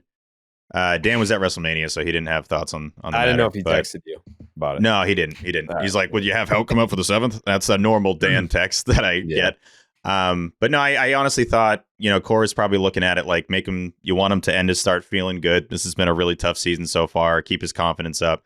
But he couldn't have been worse than Zack Kelly. That was about as bad an inning as you could have possibly had. So not even second guessing it, because we said it when he came out. Like, I think he's probably going to come out for the 7th. And then he doesn't. And then things went poorly immediately. Jerry? I have two things. Number one, shout out to Jill, who made us a ton of bracelets and sent them to the hub. I picked them up on Wednesday. There's a ton. Steve left WrestleMania with like 6 of them. At least. There's bracelets for all of us, multiple bracelets for all of us. I do fear that Steve made a grave error. Because Jill made a Peralt of the Year bracelet for Dan Peralt, which I gave to Steve, and Steve took all the other bracelets for him, but he suspiciously left behind the Peralt of the Year bracelet. Steve, yeah. Here's the thing, and this wasn't my intent. Better not be an excuse. Nope, it's a reason. Part of me thought you were going to give that to Dan instead of me giving that to Dan, because you had texted me the image of that, and I was like, are you just going to give it to him the next time you see him? You see Dan a decent amount over the course of the year. I feel like you see him more. Yes, that is true. But in my defense, I took the bracelet that says not the number 1 Peralt, so it's not like this is an anti-Dan thing. It's a funny bracelet, yeah. These bracelets are, I don't want this to be a negative conversation, because these bracelets are awesome. Bracelets are amazing. There's I should have brought the POTY with me. I forgot it. Yes, you should have. There's like 162 guy. There's Section 10 balloons. There's the Louisiana Balloons bracelets. There's OK Boom bracelets. There's Rest Clean in Peace 40, Bullet, Clean 40 bracelets. Like, she went all out. She thought of it all. If there's an inside joke, there's a bracelet. I'm very excited. They fit perfect. They're comfortable. There's colors that, she mixed it up with the colors. There's the yellow jersey color scheme colored bracelets as well. Yeah. So shout out to Jill. Those are amazing. And all the fellas are going to get bracelets, including Dan when I see him, because Steve doesn't want to hand over the Peralta of the Year bracelet, which one thing I miss is wearing bracelets. Honestly, I know that you've had some over the years, and I've kind of been jealous, because I think you look good with the bracelets, and I like wearing them. I was a big Livestrong bracelet guy. I used to wear that to school all the time. The yellow bracelet. Red Sox bracelet. And then that was tough with what happened there with Lance Armstrong. But what did he do? Now it's like I just did a lot of juice. He did a lot of juice. That's what he did. Oh, he took steroids and rode a fucking bike. I know. But he also maybe he might suck as a person. I'm not sure. I don't know. Yeah. But he does. He does. Sure. Okay. He cheated on his wife, right? Oh, there you go. Okay, yeah, that's why. Yeah, well, don't do that. Anymore. I'd be more mad at him for that than I took steroids so I could ride a fucking bike. Who cares? I knew there was more stuff than just the juice, but I'm excited to wear these all summer. This is going to be great. And multiple. The fact that he was famous at all, like, who gives a fuck about? Didn't cheat on his wife. I apologize. Okay, there we go. We're just going to start throwing stuff out. I was going to get us sued. Yeah, I'm pretty sure he committed murder and just got away with it. Yeah. Jerry, question for you on the bracelet game. How many do you wear on each wrist? How many is too many on each wrist? So no more than 4, but like 3 is the sweet spot. For each?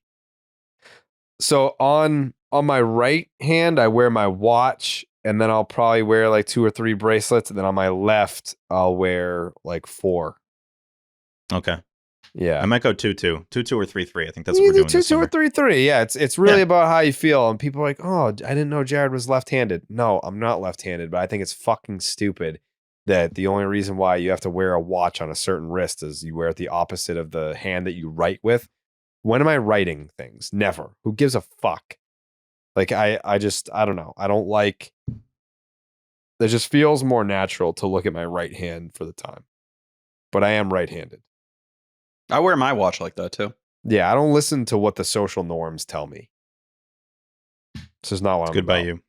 There you go. Of You know what I am about, though? Mm. Blue Moon. course. Yeah, because Blue Moon was born in a ballpark at the Sandlot Brewery in Denver, Colorado. So it's no wonder why you crave it. Its bold flavored, bright explosion of color, and iconic orange slice ritual guarantees a one-of-a-kind beer experience year-round. And for the moments that you want a lighter option of your favorite beer, reach for Blue Moon Light. It's a refreshing wheat beer brewed with real tangerine peel for a lighter, exceptional taste at only 95 calories. And WrestleMania was this past weekend, Saturday night, Sunday night. We had a full house on Saturday night. All my friends abandoned me on Sunday, which, you know, I really have to reconsider who I trust with my life moving forward, because a lot of my friends, Steve included, didn't show up on Sunday. Oh my God, come on. No, it's fine. But the Blue Moons were flowing on Saturday and Sunday. Everyone was super pumped that the bar fridge was stacked of Blue Moons. It's like a BYOB situation, but some people will show up empty-handed because they're like, I already know that there's going to be a ton of Blue Moon lights at Jared's house, which you're 100% correct. That is the case usually. Inspired by the beer you already love and available year-round, a wheat beer from Blue Moon with exceptional taste and only 95 calories. Brightly brewed with real tangerine peel, tastes light and refreshing. Nothing compares to the great taste of a Blue Moon Light. Blue Moon made brighter. Get Blue Moon Light delivered by visiting get.bluemoonbeer.com/Jared for delivery options. That is get.bluemoonbeer.com/Jared. Blue Moon made brighter. Celebrate responsibly. Blue Moon Brewing Company, Golden, Colorado. Suck one. Suck one, yeah. Yeah, Steve had to work. It's not his fault. Yeah, it's true. I Yeah, do stuff Steve- for the dog. I love the dog. What's wrong? Yeah, what's Steve wrong had to with do that? social for the dog. That's why he couldn't Yeah, be doing out. social for the dog. Tyler? What's wrong with that? Is there something wrong with that? T? I just wanted to say good work, Steve, by prioritizing work and trying to be a good employee, and I respect that. Thank you. That's what I was trying to do. I'm trying to keep my job, or part of my job. What do you have to do for your job? I run socials for Underdog, among So what does that other mean? things. Like, what do you do though? Like, was It's like what? coming up with ideas for the socials for the Underdog handles. So like you're tweeting stuff? Yeah, creating graphics, stuff like that. TikToking. Yeah, TikTok. There's a company-wide meeting last week. Steve won an award for how good he's been doing at his job. Thank you. Coley, I wasn't going to bring that up. I appreciate you bringing that up. Thank you. Listen, Guys, Great job, the award was humblest guy. He was never going to bring it up. Well, yeah, exactly. But again, That should go into the Peralta of the Year voting. I'm not the one to say that, but that's fine. Yeah, no, it's in there. Mm-hmm. I mean, it's not being factored in, but they're, you know, The crazy, there's a lot. it led the company meeting too. It was like the first thing they said. It leaves was the like, company meeting. Is this real life? I'm This is dead real. serious. It was first. Coley, I didn't know you were on that call. I would have looked at your face just be like, are they bullshitting right now? Like, are they What's making the this up? award? What's up? It's That was, Peralta the quarter. yeah, Peralta the quarter. Yeah. Quarter? I think I won the Underdog Peralta the quarter, and I'm No, really it excited. was like every department for the three content. It was like news, social, and content. Everyone got one person. I was overlooked. So I texted Katie and was pretty furious that I wasn't nominated. What's the award though? It was social guy of the first quarter. Like, social guy. I think it's social guy of the quarter. Basically, that's what they're calling it. Yeah, It's essentially what it was. the SGOQ. That's what I want, man. Am Yeah, I I'm eligible really excited. for any of these? I mean, don't know you are, 'cause content wise, right? You're Yeah, technically a partner. That's right. Yeah, you're not a full time employee like me and Mick. Did I win something? Nope. No, unfortunately. Just checking. I got something nice to say about T, though. I'm going to say something real quick. Yes, I meant to say this earlier in the pod. T, I think it's a wonderful addition. If you're printing out stuff live during the show of your Yeah, I thoughts, agree. I think that's extremely smart, and I love that you did it. That's a good bit. That's why I bought the printer. Is it? That's not why. Sometimes you just see things forward in terms of visions, and you just got to act on them. Okay. Thank you. I like the hard thing. It's All right. I'm like, all right, that sounds good. No, I get it's T, it's just I like the bit. It's a good bit, T. That's a good bit. Shout out to all the people that reached out sending me cheaper printers because they were concerned I actually spent $300 on this thing. People were like, you got robbed. Like, very nervous about my income and what was happening. $50 for this puppy right here. Dude, people reference the most specific things at games. That's probably always been my favorite thing about Section 10, but like the game on Friday with Jake and the fellas. I mean, we had a decent. Mikey was there. Mikey's dad. Happy birthday to Mikey's dad. First time meeting him. Incredible guy. Yeah. He explains Mikey so much. Like, I know Mikey like so much better now. Yeah. He looks like he acts like Eamon. I'm like, he is Eamon. Like, they're both Eamon, but he's the OG Eamon. But no, that just, now I know Mikey to a deeper level. But yeah, shout out to all the listeners because they'll bring up the most specific things from the shows that I even forget that we talked about. Is Mikey back there right now? Mikey just popped out. Oh, he popped out. Damn, that's a tough time to pop out. Giving him a shout out. But yeah, and his dad too. I know. Great dad. Funny guy. Oh, great dad. Red Sox lose 8-4. Game was trash. Yeah. That brings us to today's game. Mm-hmm. The 11 a.m. game, the marathon game. Once again, couldn't give a fuck about the marathon. I need to double down on this take. What? A lot of people running and really putting everything out on the line. Fucking This is one of your worst takes. I don't get it. I don't understand it. No, Tim McCone ran it today. He worked his ass off for it. Woo! So many people work their ass off for a lot of things. They don't get nearly the public dick sucking that these runners get. Like, they raise a bunch of money everywhere. This is raising money for good causes. You're running. Yeah, no, like if you raise money, that's great. But it's the people that are like think that they just came back from Baghdad because they ran a fucking race. Like, Am I wrong in saying that everyone has to raise a certain amount of money to qualify for the Boston Marathon? I think that's a thing. I don't know. Why do you hate on those people, Jerry? They're doing good things. I don't hate on fundraising. Okay.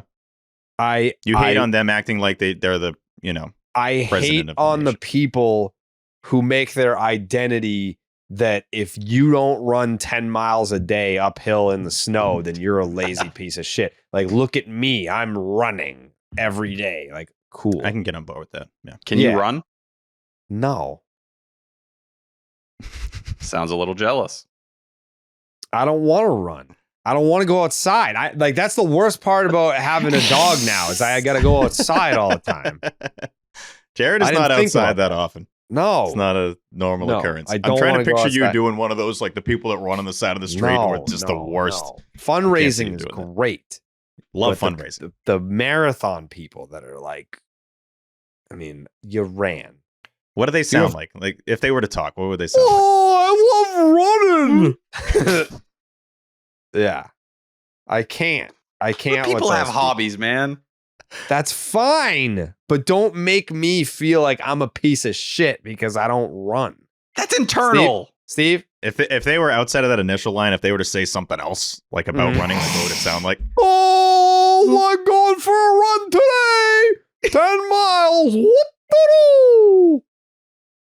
Okay, just wanted to confirm. Thanks. Yeah, and like, Coley, what's the longest distance you've ran? Probably like a 10K. When the fuck did you do that? What do you mean? When the fuck did you run a 10K?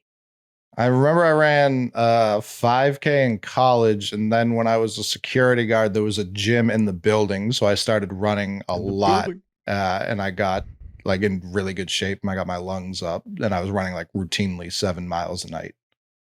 Wow, which is a 10K. I would. That was before we were friends. Because if you did that now, we wouldn't be friends. No, you. Much like Dave, you prefer your friends to be fat. I guess, yeah. Yeah, even like my best friends from Saugus, they're some big boys. You know, you like them juicy.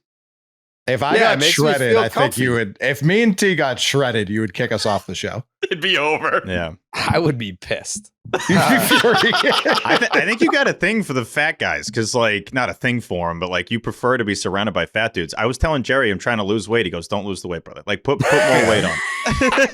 But Jake lost the weight, and you love him more than ever. Huh? Jake has lost a lot of weight over the years, and you love him calling more than ever. Former Jake fat? You He asshole? was on the chubbier Yeah, side. well, that's kind of a dick move. Jake was not. Whoa! I'm not being a dick. Jake would probably agree. Crazy. Crazy, bro. Jake, am I crazy for what I'm saying? News to me. I mean, I guess I was fat. No, I wouldn't That's say crazy. that. But like, he's in incredible shape now. Yeah, I know. I worked out with him the other day. When we were in New York, I was in really good shape for 19. 19, I was in really good shape. That was my best shape. What was up with 19, I was like, I looked like I was doing heroin. 19 was like my super depressed year where I lost all my weight. I was like 145 pounds. It was the fact that you were kind of in a tough spot there. Yeah, the fact that no one like stepped in and was like, "Hey, are you all right?" No one. And I would've. Maybe. I But knew if you you- weren't all right, so I wasn't going to ask. Like, Yeah, if you look at pictures, if you look at pictures I don't want you to of talk me, about it. I know. Hey, you're doing bad, right? Here's the floor. if you look at pictures of me at the end of 2019, like I look sick. It was a tough stretch. I'm was- talking There about was middle of stuff 19. going on. There was a lot of stuff There's a going on. lot of stuff going on. Yeah. Middle of 19, you were humming. Middle of 19, no. I think like the middle of 19 is when I started to like dress differently and grow my hair out, but I was still severely depressed and like super skinny. Growing your hair out's a big time depressed guy move. Grow my beard out because I remember when I was at your wedding, Erica Nardini came up to me and she's like, "Oh, I was going to ask you how you were doing, but I see that you've trimmed your beard, so I know that you're doing better." And I was like, "That's correct." Like when it was super long, I was super depressed. That's why when I see like now I look for that in other people. I didn't say anything to him, but like when Trevor Story like let his beard get super long, I almost like asked him like, "Are you okay?" Because like I feel like it's got to be something where you just kind of like you're not gonna like let yourself go. Like if you're Trevor Story, you're not gonna like get fat, let yourself go, but you can let yourself go in other ways when you like don't feel super great. And I saw that with Story when he was like hurt and like the beard got like super thick and grizzly looking, and I was like, that's a telltale sign. But I don't know. Like I like him and I know him a little bit, but I don't know that it was my place to be like, "Are you okay?" to Trevor Story. But I did see it and notice it. Anyways, that's why it pisses me off. Like when I put on weight and I'm like in really good shape and people will be like, "Oh, are you fucking steroids?" No, it just means that I'm happy. It just means that I'm doing okay mentally. That means that I put the weight back on and I feel like happy enough to like, I don't feel exhausted and depressed. So I'm actually going to the gym. So it's like, if I'm losing all the weight, then that's when you know I'm depressed and anxious. But if I put on the weight, then it's like, oh, I'm bettering myself and I'm healthy. And that's when I get all the steroid stuff. And it's like, that is tough, feeling good about yourself and then being accused of steroids. Like that's that's a tough transition there. Yeah, because it's like I've said this a million times. It's when the fat people lose weight and then look great, they get all the praise. But when you're the skinny guy and then you get to a healthy size, then it's like you took steroids and like no one cares about going from south to middle. They care about north to middle. You know what I'm saying? Yeah. Red Sox win 4-2. Hey. Yeah. Walker Buehler, by the way, I think that, was it Steve that had the tweet about him being a number 2? Yeah, could be a number 2. 196 over his last 3. Two. Hey, he also kind of, I love doing like the vibes test and the look test. He kind of looks like a number 2 out there. He carries himself like it too. He's comfortable. There was one inning. You would know, T. Did he strike out the side in an inning? Yes, but it wasn't a clean inning. I did not see a ton of the game. I think that was the 6th though, right? Okay. There was an inning where he was like mowing guys down and it was a quick inning with 2 or 3 strikeouts. And my first thought was, if that inning was the first inning of a playoff game at Fenway, how dominant he looked, place would be rocking. Like what he just did there to the White Sox. He did kind of not struggle, but his first inning or so was a little clunky. His first 3 innings were shit. The rest of the game, he was lights out. Yeah. I don't know. But specifically, like the first inning or so, he looked very clunky, and it was like, oh man, like he may not be long for this game, but obviously settled in, ended up throwing the 7 innings, having the 9 strikeouts. Yeah. 9 Ks, 9 strikeouts. There was actually one at bat in particular where he threw a pitch that was on the black down, and it was strike 3. Like perfect, like a 2-strike pitch. It was middle, but it was on the black down, and perfect strike 3, and umpire didn't call it, and he did not get upset. Like I took note of the fact that he was like, all right, okay, whatever, give me the ball. And next pitch was I think it was a check swing that the third base umpire said no swing, and it wasn't a swing. But then I think he came back inside with the heater, punched him out looking. Like he still got his strikeout, didn't lose his composure when he didn't get the call. Like stuff like that, I notice as someone that last year was not a big fan of the body language and the composure of Brian Bayo. On the opposite end of the spectrum, I notice it when guys do handle themselves well. Like I do think that last year, first half Brian Bayo, if he doesn't get the same call that Buehler didn't get, he melts down. Like that guy hits a fucking double off the wall. Walker Buehler just hunkered down and was like, all right, fuck you. If that's not a strike, then this next one's going to be a strike. And then he punched him out anyway. So I was very impressed by Buehler today because it didn't look like he had his best stuff to start the game. Still goes 7 innings, only gives up the 4 hits, the 3 walks. All right, fine, whatever. But if you're going to strike out 9 guys, that's a lot of pitches. It takes a lot of pitches to strike guys out and walk 3, but still have a very economic 100 pitches even to complete 7 innings. I was very impressed by Walker Buehler today. I thought the sweeper to me stood out more than anything. 3 added inches of horizontal break in the start. He got up to 24 inches of horizontal break. That's more than any Tanner Houck sweeper all year long. Like think about how we think, Tanner Houck throws that sweeper and it just fucking goes across the zone. Well, Walker Buehler's now featuring that. And I think the 4-seam fastball, 21 max inches of induced vertical break, like that friggin' tunneling and sinking. Pitching Ninja had a clip of it. Nasty combination. Overall for Walker Buehler, missing bats, 11 whiffs was really nice to see, especially the 5 on the sweeper. But do I know if he's a number 2? I don't know if I'd go that far in time, but I think he's a really serviceable number 3 who's going to get the most out of his arsenal on a regular basis. And having those kind of nuts to know what it takes to survive in this market, that kind of veteran stuff has been lacking since we lost Nate Eovaldi here. It kind of reminds me of like the and this isn't a time that we had fun at all, but like the who's the ace stuff. We're all kind of in the boat of like, all right, who's the number 2? Like, show me who the number 2 is. We're basically doing number 2 starter tryouts because we obviously know who the top dog is. But yeah, you reference, a tough start, Coley. I kind of prefer a guy that can lean into it and finally be like, okay, now I'm finally getting a rhythm. I'm finding my cruising altitude here. He gives up 2 hits to the first 2 batters and then 2 hits the rest of the start. And yeah, the walks, you probably want to bring those down a little bit, but a couple of those I think were in the 3rd inning. More strikeouts than I would have expected. And he just looks comfy out there, man. Like we want to be able to give the ball to somebody that we can trust. And if he keeps going at this pace, then I definitely trust that. He's also, obviously we had him on here. He's a funnier dude than I think he gets credit for. Like I don't know if you guys saw the post game, but he was asked like, have you ever pitched a morning game before? And he goes, yeah, it was SpongeBob SquarePants Day. It was 2017. It was me and Jack Flaherty. I actually got a hit off of him and won the game. So yeah, last time was SpongeBob Day that this happened. SpongeBob Day. And he just said it with a straight face the whole time. And I'm like, this guy's funny. And he had a couple of those moments on our show too, where he'd really, in Pirates Cove, we talked about P Cove and he was just saying it. Yep, we had the tournament, put it together. It was really fun time for the guys. And we just had a blast out there having some drinks and all that. And he's just he's a good dude. He's obviously a friend of the program and we're rooting for him, but he could be the number 2 guy. Obviously very excited about the Bayo start coming up tonight, technically, but I like what I saw out of Buehler today.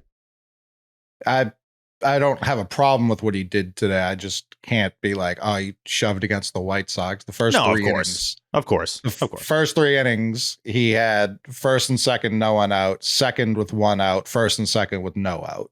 Like, that's bad. Any other team, I don't think he pitches the 4th. I don't think he gets out of it against a real team.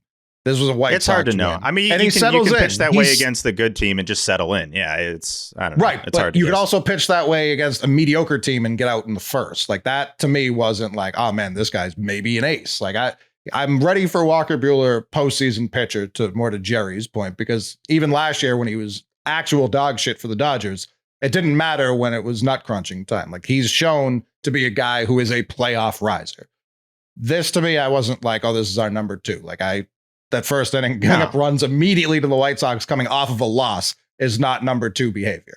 No, still basing this off the last couple of starts, not just what he can do against the Chicago White Sox. But I mean, Sure. the way What was the the last Red one, the Sox have played Rays? against the White Sox, last one was what? Toronto, not terrible. St. Louis, they got some dudes. So it's, overall, it's not like he's been, Rays in Toronto. But Yeah. I mean, it's he's- 5 starts. It's a 4-2-3. I understand the last 3 are 1.96 or whatever you just said. of course. but No, we're in I'm tryout looking mode. at We're in his tryout mode. expected It's- his expected ERA is 4.49, which is worse. 271 expected batting average. His fastball velo is 38th percentile. He's not getting as much as he did today. The rest of the year, he's 11th percentile in whiff, which that to me is like, yeah, he beat the White Sox, which in years previous we haven't had guys who can beat bad teams. So I'm not trying to be like, oh, fuck Walker Buehler. That's not what I'm saying at all. Today, it was just like those first 3 innings against a good team. I can't have that. No, you want him to obviously come out and dominate out of the gate. But, I felt pretty comfy as the start was going on that he was going to be able to allow the team to win. And especially the way they played against the White Sox. I'll take any good start against this team. They got outscored Sure. by him. They go 4-3 against them. It's like, and I know they said it on the broadcast, like, can't wait to not play them anymore. It's like, no, we don't want them. This Red Sox team shouldn't have the mentality of, thank God we're past the White Sox. Like that can't be how we're looking at it. But yeah, just a promising sign from a guy that I want to be a number 2 caliber starter. So definitely just going to lean Big that time. way with how he's playing. Yeah, once the 4th rolled around and he'd locked in and there was nothing they could do. Absolutely nothing. And it was a lot of like walks early, and Maton hit like a weak, or Maton, whatever the fuck his last name is. I know. Hits a I don't know weak any one of to these right guys. field. There was a lot of nonsense for sure, but it's the White Sox. What Crochet's done, great. Like that's how you should treat the White Sox.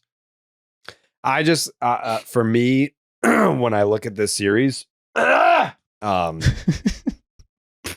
I'm throwing out the series in Chicago, as in like, I'm not letting it carry over and impact how I look at this series. I know it just happened.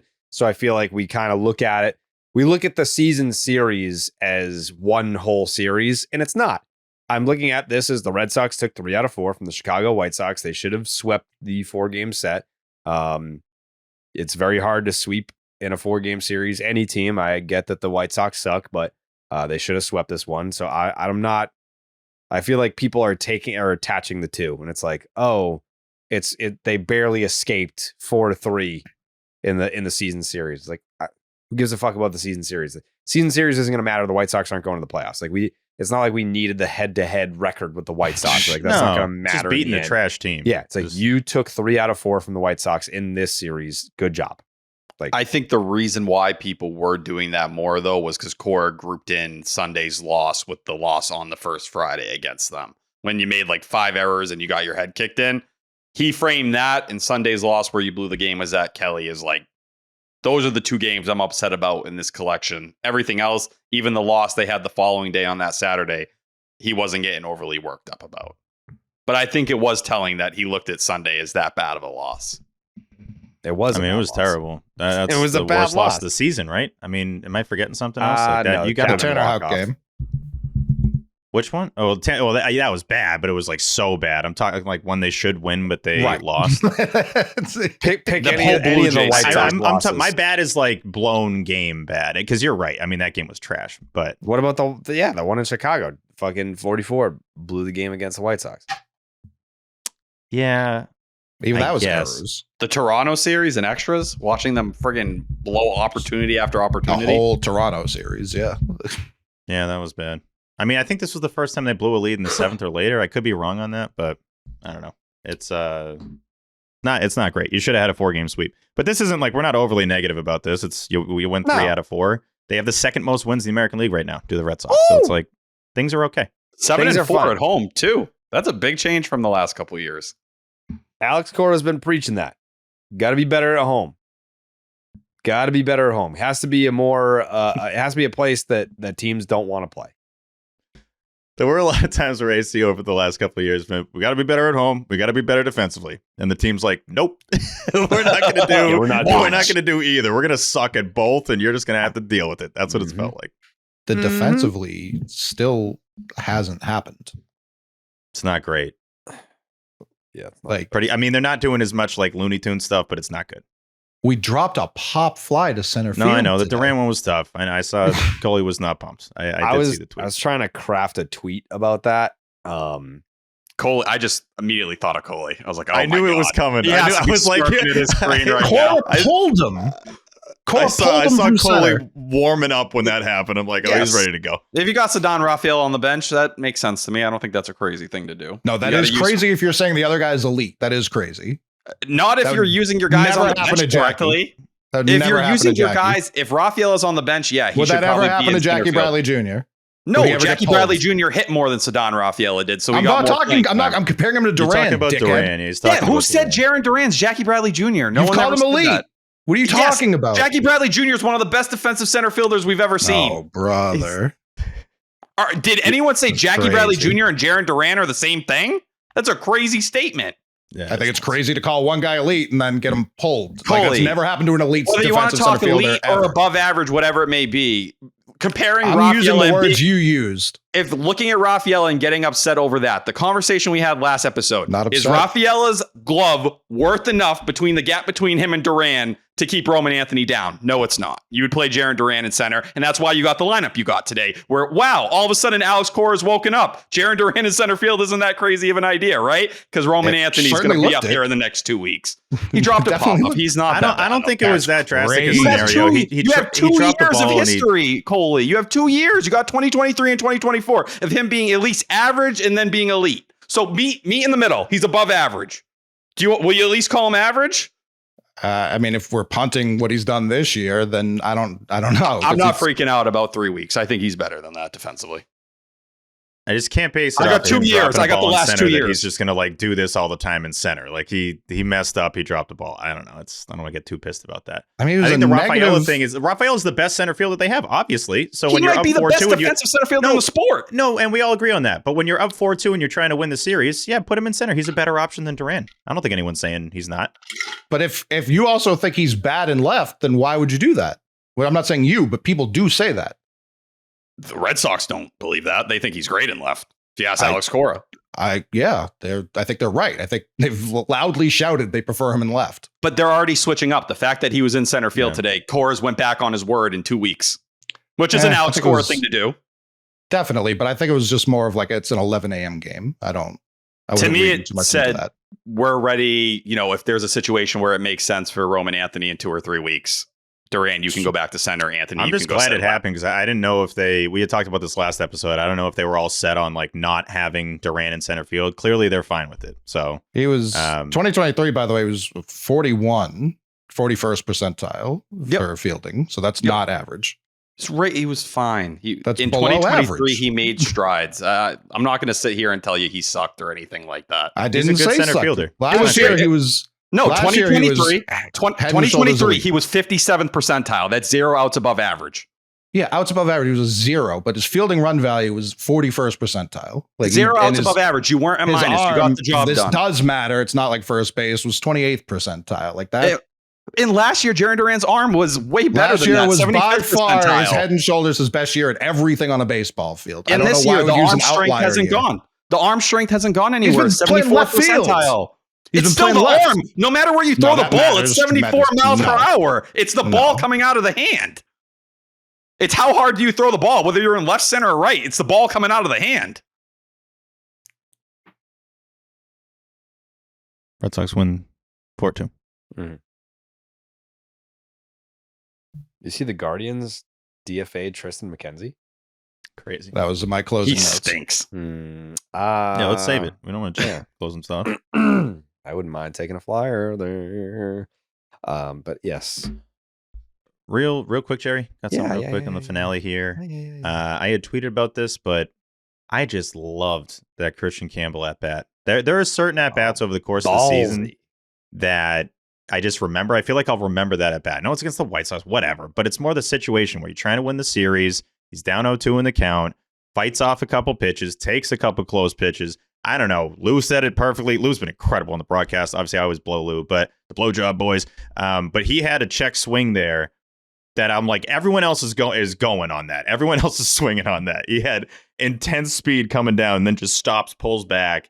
His wrist motion's crazy. Like, clearly that's, he's got the quick twitch and he can connect. Mookie-esque. Oh, it's fast. And you can just tell. You did the eye test. I don't need like stats or anything to back that up, but like he clearly reacts quickly, makes decisions quickly, and he gets a ball that he can hit and he shoots it through the other way. And that's the difference in the series. Those are the 2 runs that you needed to win this game. So love that at bat. Loved what he's done so far. Super chill guy. Nothing is too big for him. The moment's not too big for him. And it kind of should be right now. He should be overpowered more often.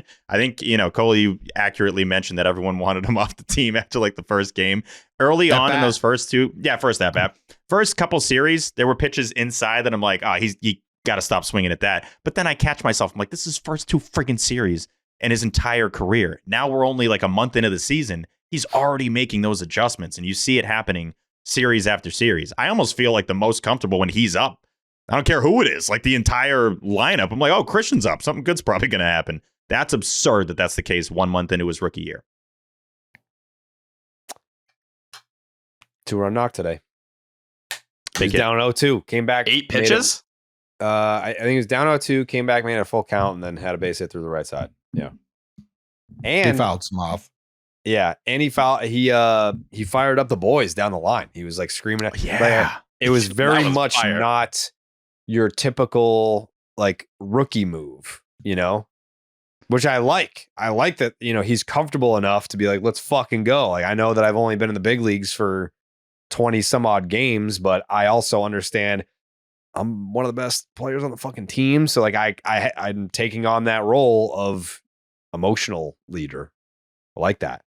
I just love when those things are natural. Like I didn't see it until the replay. I was like, oh shit, like Christian got really excited about that hit and fired the guys up. And it felt like it just kind of came out of him. Like he's not somebody, obviously in the interviews, he's talking to Jemai there. And I'm like, I don't think he wants to answer, not even in a bad way. I just think he wants to like play and then go to the clubhouse and not like get in anyone's way. He doesn't want to say anything like over the top. So he just gives these very kind of, I don't want to say boring answers, but they're kind of just boring answers. And that's fine. Yeah, kid just wants to play ball and be one of the best players on the team. You got to love that. Ended up being the game-winning hit. 100%. That was the difference. I do find it funny with all the driveline stuff and how people want to say, oh, they don't understand how to, hit the ball the other way and hit them where they ain't. Christian Campbell is the face of all this stuff under Jason Oakart. Has anyone been better? Maybe him and Trevor Story. It's just, kind of shooting the ball the other way like that and not trying to do too much. Like, that's such an advanced move from such a young player. And I thought it was interesting to hear Cora say, like, now after today, everyone gets into their routine and they can settle in. He thinks there's another gear for everyone, including Campbell. And I think this is where you hope the offense starts to explode. He is one of your best hitters, without a doubt. Yeah. He should be right in the middle of this lineup. I'm going to say something a little crazy here. Say something crazy. A little bit please. Is there a chance? I don't even know if I can say this. Say it. Can I say something crazy right now? Say something crazy, dude.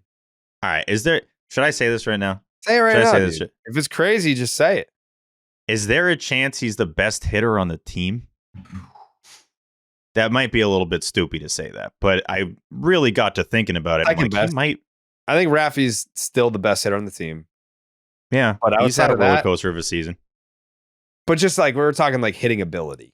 Of course. I guess I'm more talking like when we look at the end of the season, like who's been hitting the most. It's a chance it's Christian Campbell. There is a chance. Yeah. Third highest WRC plus on the team. Romy and Buehler are the only 2 ahead of him. Romy does not count. And Buehler has been struggling mightily. So Lou made a great point on the broadcast about first impressions. Like if Buehler had started the season on this 6 for 40 skid that he's been on, that people would be like, yeah, Buehler sucks. Like we should have traded him in the offseason. Basically what he did last year, wasn't it? Yeah. He lost too much weight in spring training and now he can't hit. Like, it's just that he started off and had a good couple of weeks and he's not been so great since then, but he's been riding the wave of that first 2 weeks. It's just like, that's the impression, is that he's still hot and he's just not. But anyways, Red Sox win the series 3-1. Mm-hmm. which means we get ketchup.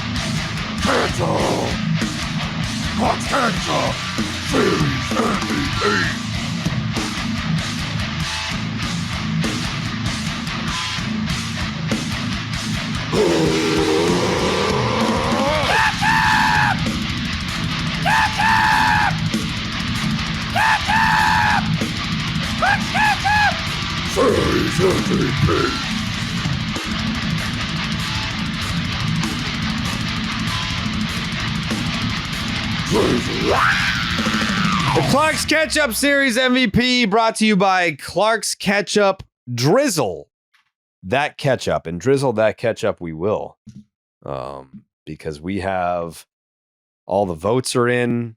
It was a nice little 11 a.m. start time, so we had plenty of time to gather all the votes. And why don't we get into those votes, shall we?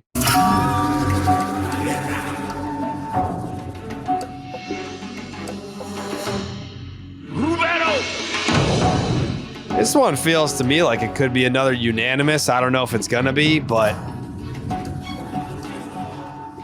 I got the guy who played in every game that the Red Sox won. Not every game that the Red Sox played, but every game that the Red Sox won. A guy that made Jake look like the smartest baseball man alive. Not saying he's not, but he also kind of confirmed it. 3 hits, 2 home runs in the opener. 3 hits in the finale. Had a knock in the second game. Clark's Ketchup Series MVP, by my estimation, should be Trevor Story. To the McMahon. I genuinely don't know who else even stood out in a way that TS10 did. Like, no one else in all 3 wins was really contributing to that level. So it's to me comfortably TS10. Steven? I'm gonna zag a little bit here. Ooh, what the fuck? Yeah, it's not gonna be unanimous. This What is a the guy that I was just gushing over. 918 OPS in the season. Had a really good series too. The current way too early favorite for Rookie of the Year. A guy that could be struggling right now, like some of the other dudes lower in the lineup are, but instead he's someone you look forward to. His at-bats, 88th percentile in the majors, and walk percentage in his rookie year so far is very impressive. Like we mentioned, that 2 RBI single was the difference in the series, so they likely, and they probably still win the series. They probably still find a way to win this game in the finale, but that to me is why they won the series. Obviously, Trevor Story's going to win this one, but I got Christian Campbell as my Clark's Ketchup Series MVP. No, don't do it. No. Come on. That's an ass vote, Steve. I'm sorry. Nah, I don't hate it. He had. I'll let the people. He didn't have a bad series. He was on base. I'm not like saying every he game, had a bad series. He had 1 hit that you're factoring in for the entire series, whereas TS10. That's how they won the series. I mean, you could easily say that Walker Buehler was more impactful today than was like Christian Story's Campbell. 3-run homer when they're already up 5. Like that didn't impact anything. I thought Story's going to win this. Let's be honest, he's going to win this. But Jake, I'm going with the guy who we all knew was going deep twice Friday. yeah, I think it helped. Definitely helped that he didn't play in the only loss. Trevor Story. it's true. You have to consider that. The only game they lost was a game that he didn't play shortstop. T? Yeah, it has to be Trevor Story. And just this year alone, he's already at 0.8 F WAR. That's more than he had in 2023 or 2024, despite playing less games in both. It was 43 in 2020 or in 2023, 26 last year in 2024. Just watching what he's doing at the plate, I was high on Trevor Story coming into this year. I don't know if anyone saw him doing what he's been doing. If you throw a breaking or an off-speed pitch to him, he's going deep. All 5 of his homers have come on that. But even against the fastball, which everyone says he can't get up to, he can't hit, 279 batting average, 272 expected batting average. He has really learned how to shorten that swing, and For a guy who seemed to be so homer happy when he got here, it seems like you're watching a player evolve and learn what life is like outside of Coors Field. Give me Trevor Story. Okay. You can have him. Ain't no one telling you that you can't have him. Thank you. Hogdale. Boys, good to be back. We're drizzling catch up We are. yet again. Sox take 3 of 4 against the absolute Titan juggernaut Chicago White Sox in a series where we definitely didn't wage a basic war in 3 of 4 games, get into a complete dogfight against one of I think I could pretty definitively say the worst team ever put to a fucking field. But hey, like, listen, you may have lost the game against the White Sox in this series. You may be responsible for 60% of all of the White Sox win all season. But listen, that's besides the fact. Who gives a fuck about that? We're drizzling catch up. We're out here. Not going to let it bring the vibes down. And like, listen, honestly, for me, the catch up came down to a 2-horse race, 100%. Major packets for Christian Campbell. Yeah. My goodness, dude. The at-bat that Campbell had in the last game of this series, where like he battled and battled, had like one of the most violent check swings I've ever seen, it was just so unbelievably impressive. He's so mature for how young he is. Dude has superstar written all over for him. I give him as many, whatever the max amount of packets is, I give that to Christian Campbell. But he doesn't get my catch-up. My catch-up goes to Coley Mick's favorite baseball player, Trevor fucking Story. Wow. Story was incredible in this series. He's been amazing all season. Already racked up a full win above replacement on the year. Obviously had the 2 home run game in this series. Defense is starting to clean back up again. Like, dude, like nothing more I could say. Love Trevor Story. He is my Clark's Catch-Up Series MVP for this series. Hell yeah, gentlemen. Let's keep the good vibes rolling. Thank you, Hogdale. Trevor Story, by the way, hitting 337 on the year. It's crazy. 894 OPS. It's like 380 this month. Should have been 4 for 4 today. Yeah. Made that really nice play at second base early in the game. Some people are saying MVP of the whole league. Some people are saying that. Okay. To the rest of the panel we go. Loomer. Story time. Okay. Tom Karen. Trevor Story. Needed it. OB. Talking Sox. He says, gonna go Story. He's looking good. Will Middlebrooks. Gimme Story. Jemai Webster. I like T Story in this spot. Drizzle. And then last, but certainly not least, never the least. This one's a solo. It's rare. It's very rare. We have Will motherfucking Fleming. Thank fucking God. Huh, boys? Man alive, did the Red Sox need that one today. I guess the good news is that we might be in a season where taking 3 of 4 from the White Sox is seen as a disappointment. And by the way, it should be. They had that game on Sunday. The bullpen gave it away. Got to touch that up going forward. The other disappointment is that no more stress, no more drama in these Clark's Catch-Up MVP votes. There's no way I have to break a tie today. This is clear cut. It's so easy. But that doesn't mean there aren't a lot of other packets to give out. Look, I think Walker Buehler gets a tremendous amount of catch-up today for the job he did, digging in, especially in the middle innings. Garrett Whitlock, awesome. Aroldis Chapman keeps staring down people, which I absolutely love. Justin Slaten looks like the closer of the future. Andy Lugo gets a packet for the most epic bat flip ever seen in a professional baseball game. And I think the city of Boston and all the people that put on the Boston Marathon today, everybody who crossed that finish line on foot, in a wheelchair, however they did it, what a remarkable thing and what a cool thing to be a part of here today in Boston. So there is a lot to be happy about. You wish you had all 4 from the White Sox. This is cut and dry on the MVP. Look, Trevor's story, it's not just the home runs. He loves hitting 3-run homers at Fenway this year, doesn't he?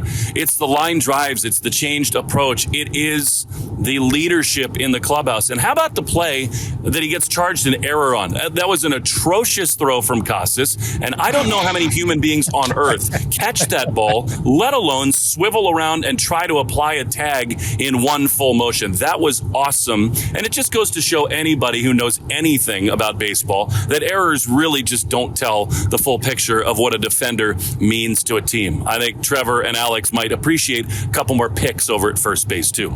Anyhow, happy Patriots Day. Congrats to everybody who finished the marathon. Bayo back on the mound tomorrow, so look to build on the series win over the White Sox. And obviously, the Clark's Catch-Up Series MVP is Trevor motherfucking Story. There he is. Congratulations. Clark's Catch-Up Series MVP. Should have been unanimous, but Steve fucking blew it. Trevor Story. How many, is this his first MVP? Yeah, like, not just this season. I'm saying, like, has he ever won one of these? He had to have won one in I'm saying in this era of Section 10. Yeah, he probably won to start the season, right? I don't know. Garrett, let us know. Section 10 historian. Yeah, but just to update you on this season, that's one for Trevor Story, one for Alex Bregman, one for Willier Abreu, and one for Garrett Crochet. So we don't have any repeats yet. No repeats. I think his one time, never in the Section 10 era. I got 2 in the name redacted. Well. I have a feeling this won't be his last. I hope not. 4 games away from topping his season total last year. Wow. Damn. When I go to Stop and Shop, I can cross off everything that's on my list. Tactical move! Incoming! Stop and Shop. Look ahead. Stop and Shop. Fuck yeah, fuck yeah. Look ahead. Red Sox win, leave them dead. Red Sox win, I'm seeing red. Stop and Shop, we look ahead. Red Sox win, leave them dead. Red Sox win, I'm seeing red. Stop and Shop, we look ahead. Fuck yeah, fuck yeah. What's better than having to Stop and Shop, getting it done for all of you? Nothing, Poppy. There's nothing better than Stop and Shop getting it done for all of you. The Stop and Shop Look Ahead, brought to you by Stop and Shop. Head on down to Stop and Shop right the fuck now, and you can get 10 cents off your tangerines when you buy at least 5 pounds of tangerines only at Stop and Shop using the promo code Section 10. It's a verbal promo code. They will not accept digital or paper. You got to say it. Only at Stop and Shop. This next series is against the Seattle Mariners. Okay, we're playing the Seattle Mariners. Okay, Seattle. 3-game set. With the returning Brian Bayo on the mound in the first game against Bryce Miller. The middle game is Sean Newcomb versus Emerson Hancock. Oh, little Emerson. Little Emerson's going to be taking him out, and little Emerson Hancock. Got anything else other than his name? Emerson Hancock Emerson. What's he going to be doing? Well, we're going to get to it. Series finale is Garrett Crochet versus Brian Woo. You know what I mean? Brian Bayo, rehabbing from shoulder inflammation during spring training, making his season debut, had solid underlying stats, 32% K rate, 7% walk rate, 36% whiff rate. I wouldn't expect him to go deep. He's still ramping up. 5 innings would probably be best case scenario for Brian Bayo. Bryce Miller, 1-2, a 3.43 ERA, 1.33 WHIP, and a 9 strikeouts per 9. Struggled a little bit with command this year, 4.3 walks per 9. His career average is 2.2. His WHIP is 133 this year. Last year, it was 0.98 in about 180 innings. He's coming off his best 2 starts after struggling in the first 2. His first 2 starts, 11 innings, 13 hits, 7 earned runs. Last 2 starts, 10 innings, 5 hits, 1 earned run, 13 Ks. Only threw his knuckle curve 4.5% of the time last year. This year, it's his number 3 pitch. Last year, it was his number 6 pitch. Knuckle curve has a 45% whiff rate. But it's given up a 357 average, which is interesting. Emerson Hancock, the big Emmy cock. He's apparently not good, Steve. 0-1 with a 12.71 ERA, a 2.29 WHIP, and a 6.4 strikeouts per 9. Doesn't look like he does anything particularly well. He was sent down to AAA after his first start of the year. He recorded 2 outs, gave up 7 hits, 6 earned, didn't strike out a batter, and gave up a home run. He did pitch much better when he was recalled for their game on the 17th against the Cincinnati Reds. 5 innings, 5 hits, 2 earned, didn't walk anyone, 4 strikeouts, gave up a homer.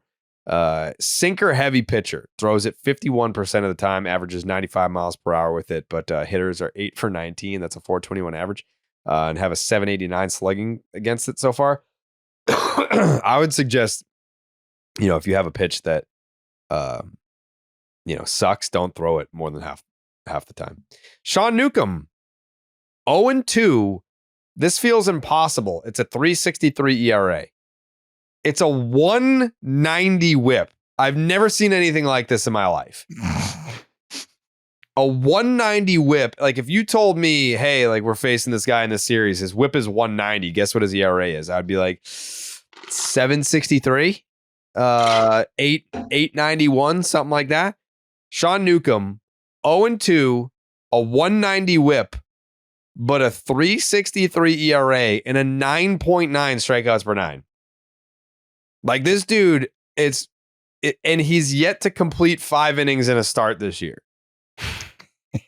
Has yet to complete 5 fucking innings. This should be the last one for him, too. They all should have been. Yeah. This dude, if he wants to be the king of 4 2/3, then have at it, brother. Have at it. His cutter is dropping in usage, still not really enough. Season low in cutter usage, 18% usage his last start. Garrett Crochet, 2-1, a 1.13 ERA. Wow, good for him. An 0.91 WHIP and a 9.8 strikeouts per 9. Loves pitching against his former team, the White Sox. We never would have known that otherwise until this year. 13 1/3, 5 hits, 1 earned, 3 walks, 18 strikeouts, did not allow a home run. He's yet to allow more than 2 earned runs in a start this season, and he only did that once, which was opening day. Fastball is in the 10th percentile of run value. The only pitch that opponents have had a chance on is his sinker, but they're still hitting 214 against it. That's the highest of any of his pitches. The most important stat, the Red Sox are 4-1 when he takes the mound. Brian Wu, 2-1 with a 3.12 ERA, a 104 WHIP, and a 7.6 strikeouts per 9. Incredibly consistent and efficient. 6+ innings in all 4 of his starts this year, and is yet to top 100 pitches in any of them. Fly ball pitcher. Fastball is in the 95th percentile for run value. His 4-seam specifically is pretty nasty. 167 average, 262 slug. 4-seam has 14 of his 22 Ks this year. Sinker seems like the really his only gettable pitch. It allows a 323 average and only a 12% whiff. So that is Brian Bayo versus Bryce Miller. That is Sean Newcomb versus Emerson Hancock. And Garrett Crochet versus Brian Wu. In a 3-game series that begins today. Mm-hmm. We got a 1:35 start on Thursday. Which I think is a 6:35 start for you. Yeah, so I'm gonna fucking be very pissed off when I'm in London. I already know. Yeah, I can already get the feel for that. Yeah, Yeah. you're not pumped. No, I'm pumped to see all the shit that's there. I'm saying from a content standpoint, it's gonna be tricky. Like I'm gonna be there being like, man, I really wish that this trip was in November so I can just not, you know. Jared, I did this when I was in Ireland. I was there in 2018. Do you remember that? Yeah, I hated that. I know. Yeah. Dan Peralt was actually at the very end of the episode, and you seem to hate that. No, I like didn't him hate a lot that more part. now. No, I didn't. Okay, you hate that I put that in there. I think. I just wish check the that it tape. was. No, I wish it was all Dan.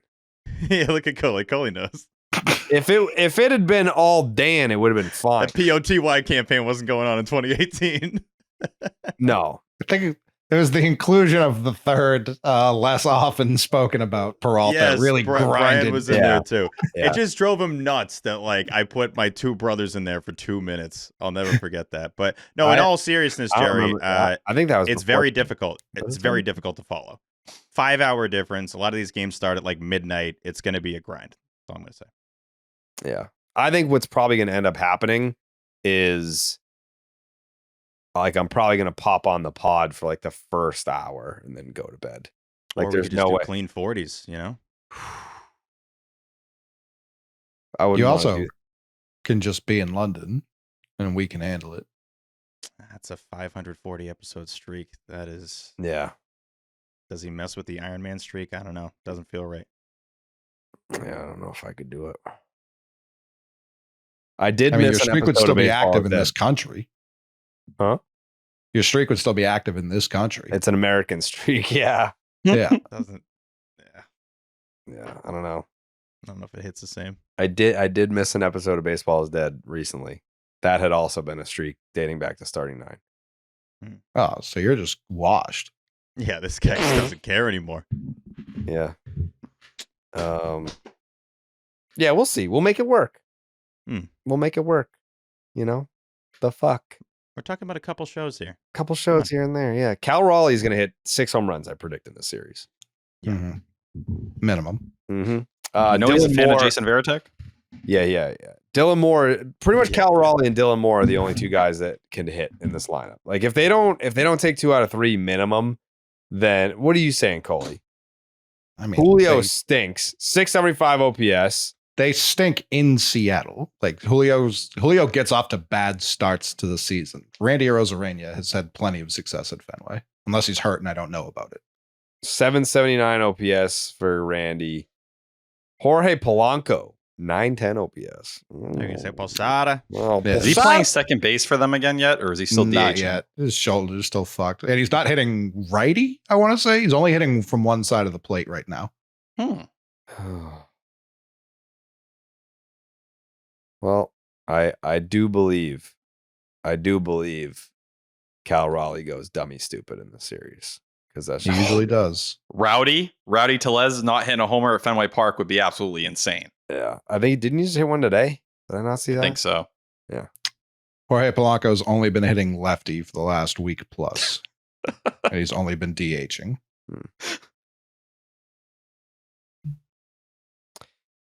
Okay. So again, that's Brian Bayo versus Bryce Miller. That's Sean Newcomb versus Emerson Hancock, and Garrett Crochet versus Brian Wu. Prediction time. I'm gonna go 2 out of 3. T. Yeah, I'm going to go 2 out of 3 as well. Garrett Crochet's most strikeouts in any start in his entire big league career was against the Mariners last year, where he struck out 13.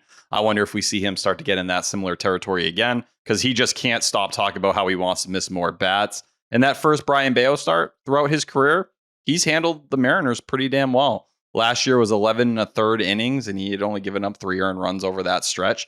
This feels like a good spot. It's a career 3.63 ERA for him against the Mariners overall. That Sean Newcomb start, I'm not going to think too much about it, but this pitching staff, we know what they're capable of. They're 9th and 5th. Weighted runs created plus the offense is actually 6th in all of baseball right now. So they've been hitting a little bit. But with Dylan Moore coming off AL Player of the Week, that makes me a little concerned. But I think the Red Sox come out here and continue to do really well at home.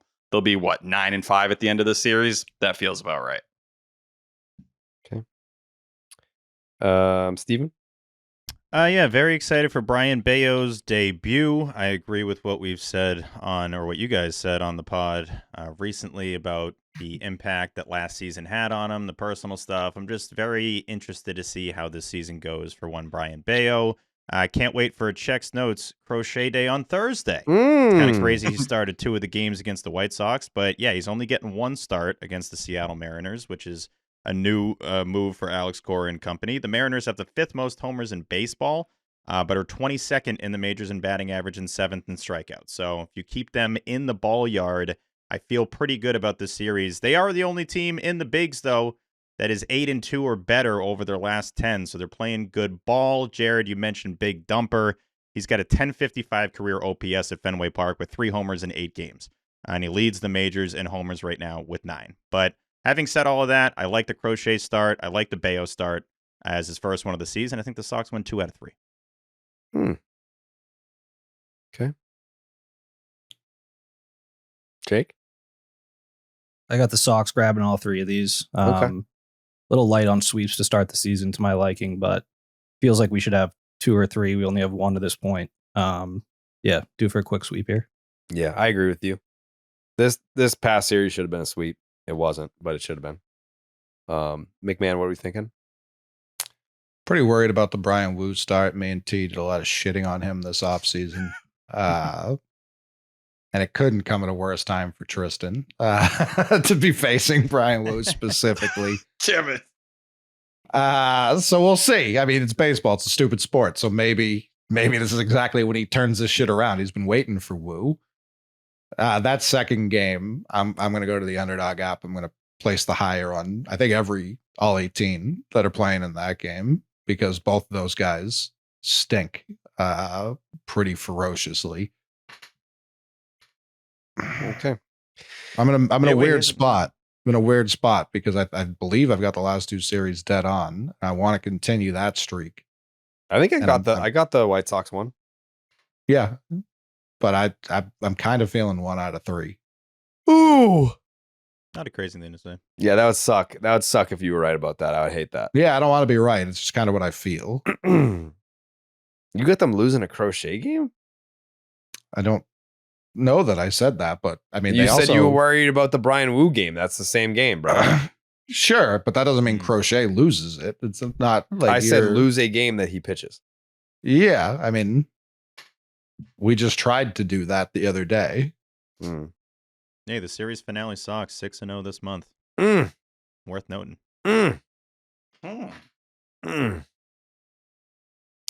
If you want to go see any of these games, Game Time makes getting tickets easier and faster. Prices on the Game Time app actually go down the closer it gets the first pitch.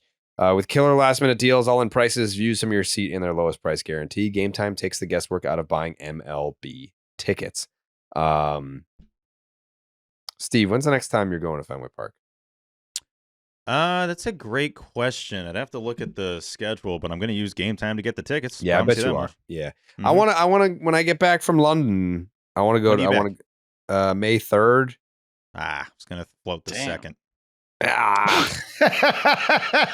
I'm dead serious. It's a Friday. I know. Friday. Yeah. It did sound like, that's too bad. It was the day before that I wanted to go with you. Yeah. Maybe the Texas series. I like seeing Rangers Sox. I like those series. Oh yeah, the classic Sox Rangers. Yeah, I like watching that team. It's a fun LCS preview. I like watching them smash the ball against us. It's really enjoyable to watch. Yeah. I can guarantee you when I'm going. I know exactly when I'm going. When are you going? Friday, May 16th, because if my sources are correct, that's when they debut the new City Connect jerseys against the Atlanta Braves. What's the significance? None, really. I May think they're just spreading 16th these day. out. Yeah, exactly. May 16th day. Ronald Acuna's first game against his former team. I'm with Steve. That's going to be a big game. Mm-hmm. Pretty big. Mm-hmm. Yeah, people are going to be tuned in for that. Mm-hmm. Mm-hmm. Save up to 60% off buying last-minute tickets for sports, concerts, comedy, theater, and more. Game Time picks make last-minute ticket buying easier than ever by quickly highlighting the best deals in the stadium. Save even more when you choose a section. You let Game Time choose the seats for you. You toggle those all-in pricing features, and it shows you the total up front with no surprise fees at checkout. Get a panoramic view from your seat in the app before you buy your tickets. the lowest price guarantee or Game Time will credit you 110% of the difference. Your purchase is covered with the most flexible customer service policy in the ticketing industry today. Take the guesswork out of buying tickets with Game Time. Download the Game Time app, create an account, and use the promo code Section10 for $20 off your first purchase. Terms apply. Again, create an account and use the promo code Section10 for $20 off. Download the Game Time app today. Last minute tickets, lowest price. A guarantee. When I look ahead and you wind up dead, if you don't listen to what Steve says, even then you might still wind up dead. Caught in a tornado, get smoked by your neighbor shed. When I look ahead, when I look ahead, Billy's got me bears. Chew 'em with your mouth. The weather look ahead is brought to you by Billy's Gummy Bears. Chew them with your mouth. You chew them with your mouth. The Red Sox take on the Seattle Mariners in a 3-game set at Fenway Park, and we got some weather for you. Game 1 is Tuesday, 6:45 p.m. Eastern, first pitch. 65 degrees, partly cloudy, and a 0% chance of rain. 11-mile-an-hour winds blowing towards the monster. That's a Stevie P guarantee that it's not going to fucking rain on Tuesday? It's not going to rain. I've updated this to add where the wind's blowing. I like that. Let you know. I like that. Taking feedback. I like that. Game 2, Wednesday, 6:45 p.m. Eastern, first pitch. 61 degrees, sunny, 0% chance of rain again. 8-mile-an-hour winds blowing towards the monster again. Game 3, series finale, Thursday, 1:35 p.m. Eastern, first pitch. 62 degrees, partly cloudy, 0% chance of rain. 8-mile-an-hour winds blowing out to right field. Steve, what's the weather in London for these games? Yeah. I just don't have it. Steve. No. Steve. I do with a series at. Steve.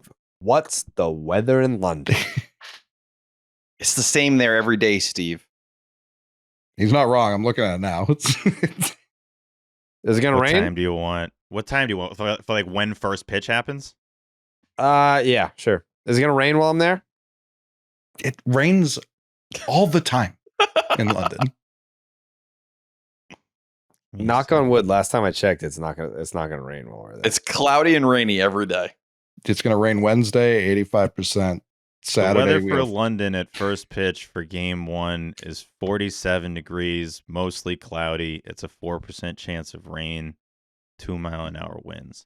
The weather for game 2 of the Red Sox series at Fenway in London is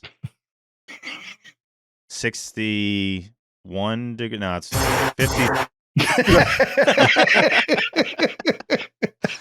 53 degrees. It's a 24% chance of rain. Yeah. 5-mile-an-hour winds, but it doesn't matter because the game's not there. The series finale is on Thursday, and the weather in London at the time of the finale in Boston is 71 degrees with a 19% chance of rain and 6-mile-an-hour winds.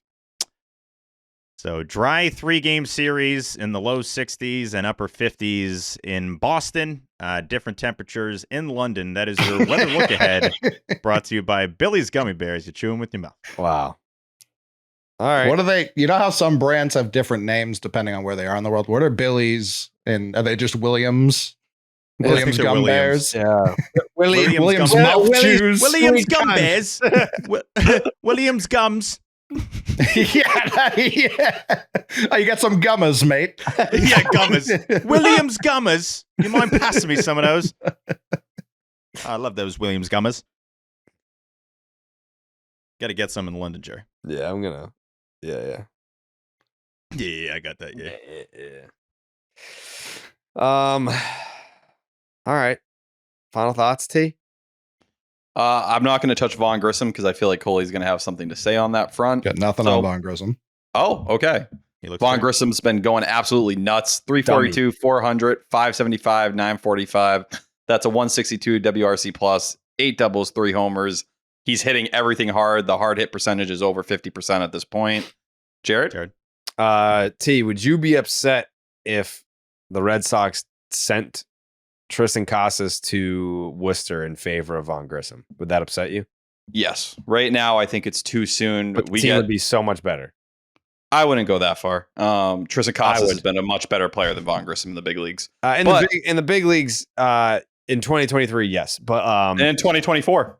All right, but it's 2025, and I think Von Grissom had quite a September. He did. He came up and swung it. Yeah. I mean, I'm not a Von Grissom hater. Can you take your Triston Casas Bobo hat off for like 2 seconds and like if Von Grissom just made the switch, Casas to Worcester, Grissom up to the big leagues, you don't think the Red Sox are a better team? No, I'm not there yet. You get into the middle of May and Casas can't swing it. You get into the middle of May and Casas can't swing it. I think Von Grissom becomes a much more realistic conversation. Let's be real. He's played 21 innings in professional baseball at first base. We bitch about Casas' defense. Do you expect Grissom to be that much better or anywhere in that level? That much worse at the plate. Yeah, but but you know what Casas is capable of. Isn't helping them in any direction. Like at least if Vaughn comes up and hits, then I can take slightly below average defense at first base. Whatever. How about 5 for 6 with 4 doubles on Friday? That's impressive. Raking. He's also not facing guys throwing faster than like 91 miles per hour. No, I know. It's like I just checked. He's facing AAA pitchers. This is totally true. That's been part of the help. He's probably going to hit 342 in the majors. No, I know this isn't just going to transfer over, but he's also the third youngest player if he got called up today and was on the big league roster. So if you get into the middle, no, that's wrong. I think it's him and Rafaela, right? Must be right. But yeah, you get into the middle of May and Grissom's still swinging it and Casas looks lost. That's a much more easier thing for me to swallow. A guy who is young, who has prospect pedigree, right-handed bat, so he fits the lineup a little bit. But I'm not there yet on sending Triston Casas down for Grissom. But Grissom is the guy who can push to change that. Marcelo Meyer as well just had a hell of a weekend. I don't know if it's because I kept saying he had a sub 600 OPS or what. But he went 6 for 16, smoked 2 homers, including a grand slam. It was good for a 220 WRC plus, and now his OPS is right below 700. So he's heating up very quickly. And my last thing is, I just found out Marco Hernandez is playing indie ball in Mexico after not playing for a couple of years in any professional baseball. That's exciting to me. I love you, Marco Hernandez. That's it. My only foul ball I ever got, Marco Hernandez. Wow. So, Jared, you want Grissom called up today and you want Casas sent down? No.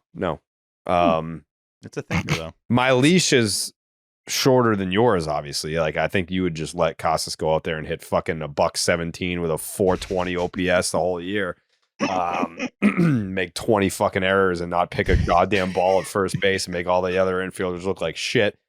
But you're not ready to do that. Then piss everyone else off in the clubhouse and the coaches. You just let that happen all year. The fan base, my leash is much shorter, but no, I'm not at the point where I want it done tomorrow. Let's set it when you come back. When you come back stateside, that's the cutoff date. If Triston Casas needs to be hitting at least 200 with his OPS better be up to 600 by the time I get back into the country. If not, then I want him in Worcester. Like, that's such a low bar. I mean, if you're hitting 200 with a 600 OPS, like, you also don't belong in the big leagues either. But like, he's so down there that like it would take a torrid week for him to even get to 600 OPS. I do like that, setting the bar for the return from London OPS for Triston Casas. Yeah. Like, if he's not above that, Vaughn's coming up. Yeah. I'm leaving the country, and when I get back, he better have a 600 OPS. I love that it's like a parent. When I get back here, you aren't over fucking clean, bucko. If you aren't fucking over a 600 OPS, I'm gonna lose it. I am gonna lose it. I'm losing it right now. But yeah, it's early. He's bringing the team down. Duran. I mean, like, I know he's got an 8-game hit streak, but it's like, I need him to be wreaking havoc. Right. I need you to be the angry lizard again. I think he's doing fine enough, but I mean, it's a gift and a curse. You set the bar really high. Hmm. You were almost a 9-win player last year. I need to see that guy. He's a chill lizard right now. He's got to get angry again. Yeah, get the angry lizard out there. Just get on first. I don't even care about stretching singles and doubles. Get on first because I know you can get to second super easily. Just be on the base path. The other bases are way easier than the first one for him right now. Raffy's cooled off a little bit. His metrics are through the fucking roof. He's though. had 3 different seasons so far. 3 different stretches that are just complete Suck, opposite. good, and eh. His season's been suck, good, suck, basically. So yeah, suck, good. I don't know about suck. He's been He suck, just good, eh. Croaked one the other day. Like Yeah. that's No, true. Yeah, we'll give him a suck, good, eh. Suck, good, eh. He's been the most unlucky hitter on the Red Sox all year. I don't care. I picture you hop into the broadcast booth. You're like, yeah, well, what are you thinking of Raffy so far this year? Suck, good, eh. That's all I got. Yeah.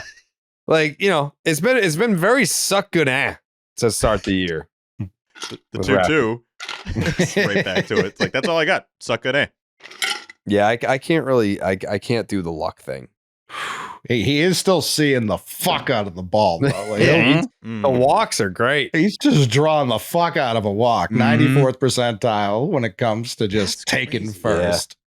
What was he That's where it's like I can't even say like he's been good. Yeah, but that's like if all you're doing is walking, then it's like No, but it's that's not good, though. but it's eh. Here's why I think it's good. Like when Casas 2 years ago, the time T always references when he sucked early and it was a good thing.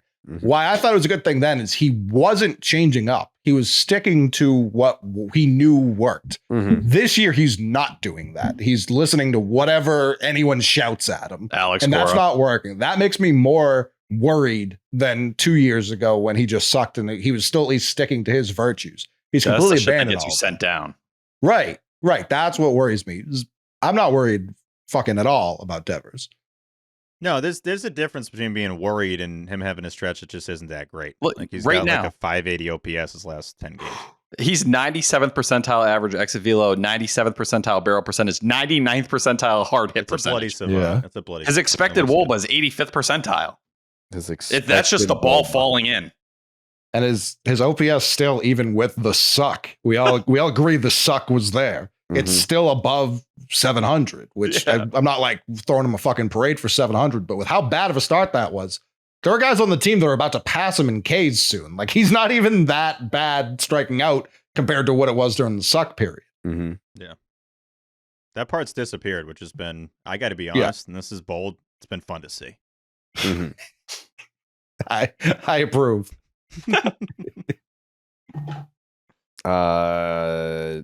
Steven, final thoughts? Yeah, I got a final thought, and I'm bringing in a prop for my final thought. I have been working on the Wally head, and I want you guys to tell me what you think. I think I'm actually not gonna. I'll just let me know what you think. Okay. This Hey, it looks you're great. putting it You on. took the hat off too. Oh, Wow. all right. Yeah, I know. Oh, I that's actually- sick. That's I don't even need it on. It's sick. Holy shit, Steve! You crushed Yeah. it. How'd you do that? You dominated. I bought the items, and then I made it. I mean, It's You know, big, dude. It's You big. dominated. well, It you was didn't- great. there's no Red Sox hat on it. I know. So the last item I need is the Sox hat. Yeah. So I'm gonna buy it. And shout out to I gotta find his name, but he gave me some pointers. A dude that also made a Wally head. Yeah. I'm gonna make sure I get his name. But Wow. Jimmy, shout out Yeah, to shout Jimmy. out to Jimmy, yeah. He gave me a little bit of Attaboy, pointers. But Jim. yeah, I had bought the it's like a frog mask, Mhm. frog motorcycle helmet cover, and then Uh-huh. it's hard to talk with this thing on. Yeah. And then I got this is tough. And then I got like felt and super Oh, yeah. glued it on. Uh-huh. Super glued this on and then put the orange hair on there. Yeah. And then I just got to put the hat on the top and she's ready to go. Yeah. You don't have a Red Sox hat that you can just put on there or no? Not like I have Red Sox hats. I don't You want the wear fitted on-field hats. hat. Yeah, you Yeah, I want want like the hat. official, and I haven't worn a fitted hat since like high school, so I got to get the. Oh, actual one. okay. All right. Do they have a full Red Sox hat on? Because like Kane has like the infant hat. I almost feel like that might be better, especially for Well- like if you want to stick it on because it's just smaller. Yeah, I just think this head's so big though. Like look at- True. Yeah, that's true. But Wally's, yeah, I guess Wally's fits. Yeah. So it's just And- hard because I asked Jimmy the size. He said 6 5/8, which Oh, that's tight. Yeah. That doesn't even seem that big. I thought he was going to say it was going to be, what's his face, the Rangers manager. Why am I blanking on his name? Bruce Bochy. Bruce Bochy. Yeah, I thought it was going to be Bochy's size of like 8 or something like that. But no, it's like 6 5/8. But yeah, guys, this thing's big. 6 5/8 is like big. Steve, you went crazy. Holy Yeah, you shit, did. man. Good for All you. right. I'm glad the That's fellas awesome. like it because I was doing the side by side with the photos and I'm like, it's not exact, but it's still pretty good. No, that's a 10 out of 10. Mhm. Okay. Absolute 10 Yeah. out of 10. That's a good job. Appreciate it. Thank you. I wish I saw the before and after to like truly appreciate the transformation, but It didn't look like this at all. Like it comes, it looks like it's a frog. I mean, it was a frog. So it went from frog to, like Coley accurate said, like a drunk Uncle Wally. That's Yeah. basically Yeah. what this is. yeah. Like this is Wally and this is I got Wally This on my Wally. shirt right now. Wally sure do. doing There he is. 10. the custom shirt. Shirt from Wally. Yeah, Oh, Wally, yeah. Wally gave me this shirt at the Section 10 live show. Wally's Mhm. never been hotter than right now. Wally even, and you know, it's Wally communicated to me. He can text, so he obviously doesn't speak verbally. Hmm. But Wally texted to me that that's the loudest pop he's ever gotten. Was at the Section 10 live show. He was like, Makes I've sense. never gotten a pop like that. I've never been happier than when I just looked to you when you were wrapping up the intro and I just saw Wally standing behind. Yeah. Yeah. Hey, let's be honest too. That went way smoother than it should have because Jared was mid intro and Wally's just like like I'm here, dude. Yeah. You found a good way to weave that in because that could have just derailed the intro. Yeah. I've been like, shit. Here's Wally, I guess. There's Wally. We don't get to do bada boom, but no, that was great. Oh yeah, he was part of the intro. Worked out that way. Great job, Steve. That looks good. Yeah. Thank you. Appreciate it. On a scale of 1 to 10, that goes stoopy, dumb, crazy. Yeah, I Okay. agree. I was going for Stoopy, Dummy, and Brazy, so I'm glad that all of those are present. Oh, they are. McMahon, final thoughts? Drew Pomeranz got traded today. Yeah. Couldn't Did not know believe he was Ken in the league. Rosenthal took the time out of his day to even acknowledge it. That big 2025. And I even tweeted his minor league numbers, which was more proof he did not need to tweet about this. So shout him out. Shout out Drew Pomeranz, newest Chicago Cub. Love it. Jerry brought it up earlier. My 2024 AL Cy Young pick, Triston McKenzie. I don't know that he's registered and out since I've done that. Has been DFA'd by the Cleveland Guardians. I view the Guardians as a team that handles their pitchers pretty well for a team that refuses to spend money on anything ever. Pumped out some size the last 20 years. So I do regard them as one of the better pitching teams. So for them to DFA him, not a great sign for Sticks, but I would still give him a look here, see if the boys can get him into the factory and get this is a top 100 guy, right? T, like this is someone with some pedigree as well. So I'm sure there are other teams ahead of us in the pecking order who are probably going to put a claim in. I'd be shocked if he went unclaimed. It's not like he's owed a ton of money.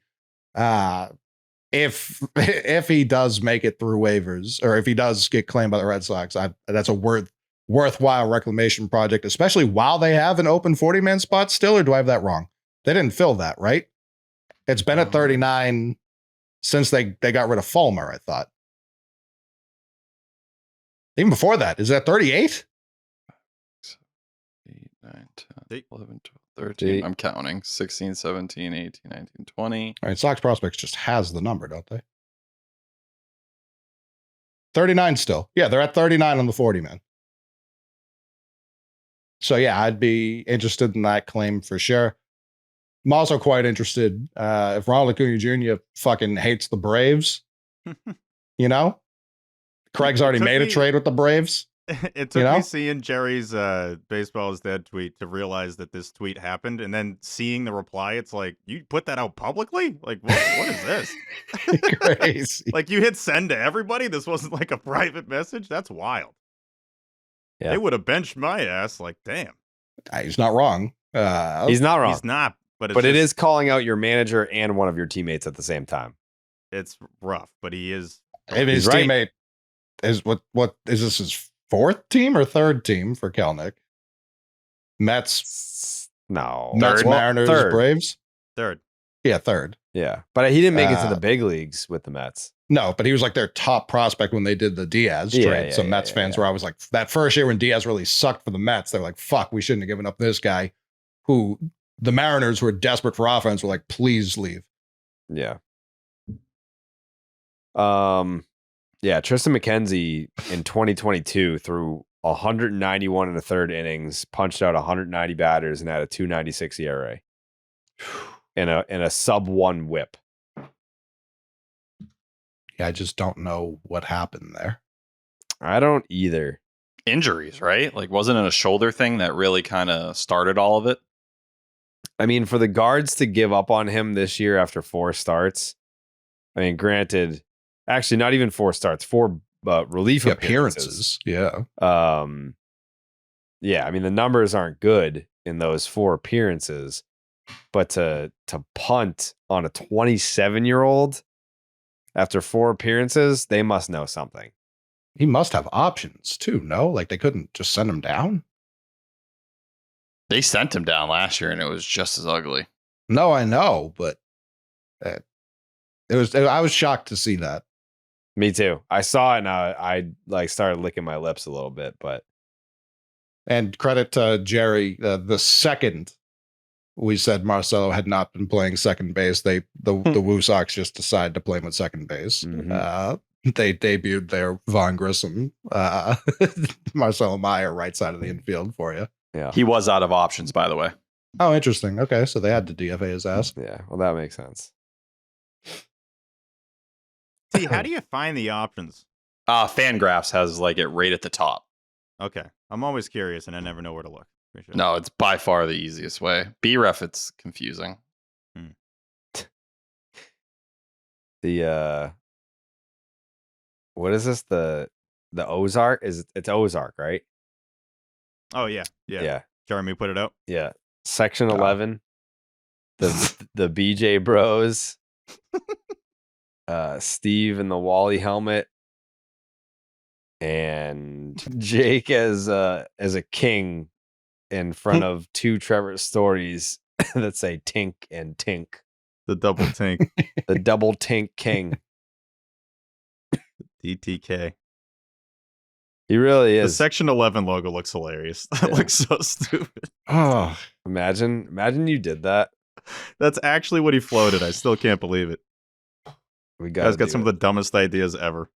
Mm-hmm. That's great. When I can't remember if I've told the story on here before, but when we were floating merch for the 2018 World Series, this was right after all the Scary Terry shit had happened. That spring that sold thousands and thousands of shirts. And someone ran into the merch meeting late and was like, they were like, do you have any ideas? And he was like, yeah, what if like Scary Terry did so well? What if we just did like Scary Jackie or something? And I was just like, I don't think you get what's going on here, man. Like your heart's in the right place, but no, we're not going to do that. Next. Yeah, no. The hard pass. Mm-hmm. Yeah. Jake's takes. Shout out to Drinkwater for a great walk-off exit on Saturday. I mean, if anyone needs a postseason run, it's this guy. If he's putting up these numbers in early April, I can't wait to see what he do in October. Good take, Jake. Video is awesome. All right. Next time you see me, I'll be in London. Hopefully do they have Wi-Fi in London? No. Never did.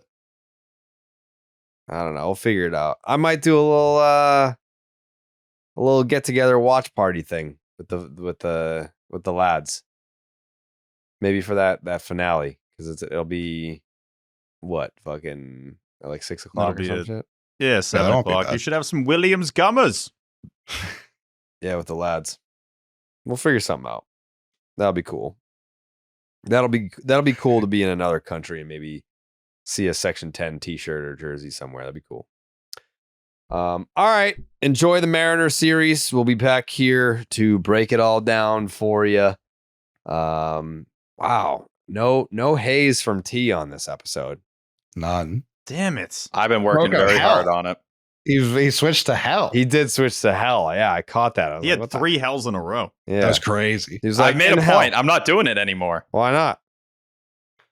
I need to grow. I need to get away from it. Why? Too But you predictable. just went to a different crutch word. Yeah, Hmm. I'm just going to Yeah, mix let's get 3 a or hell 4 of them soundbite. in. I don't know that you're capable. you'll say it again, and I will catch you. Nope. I'll be waiting. Try me. All right, we'll see you on Thursday night, Friday morning. No, yeah, Mhm. Thursday night, Friday morning for the next episode of The 10. Badoot doot doot. Buenas noches, amigos.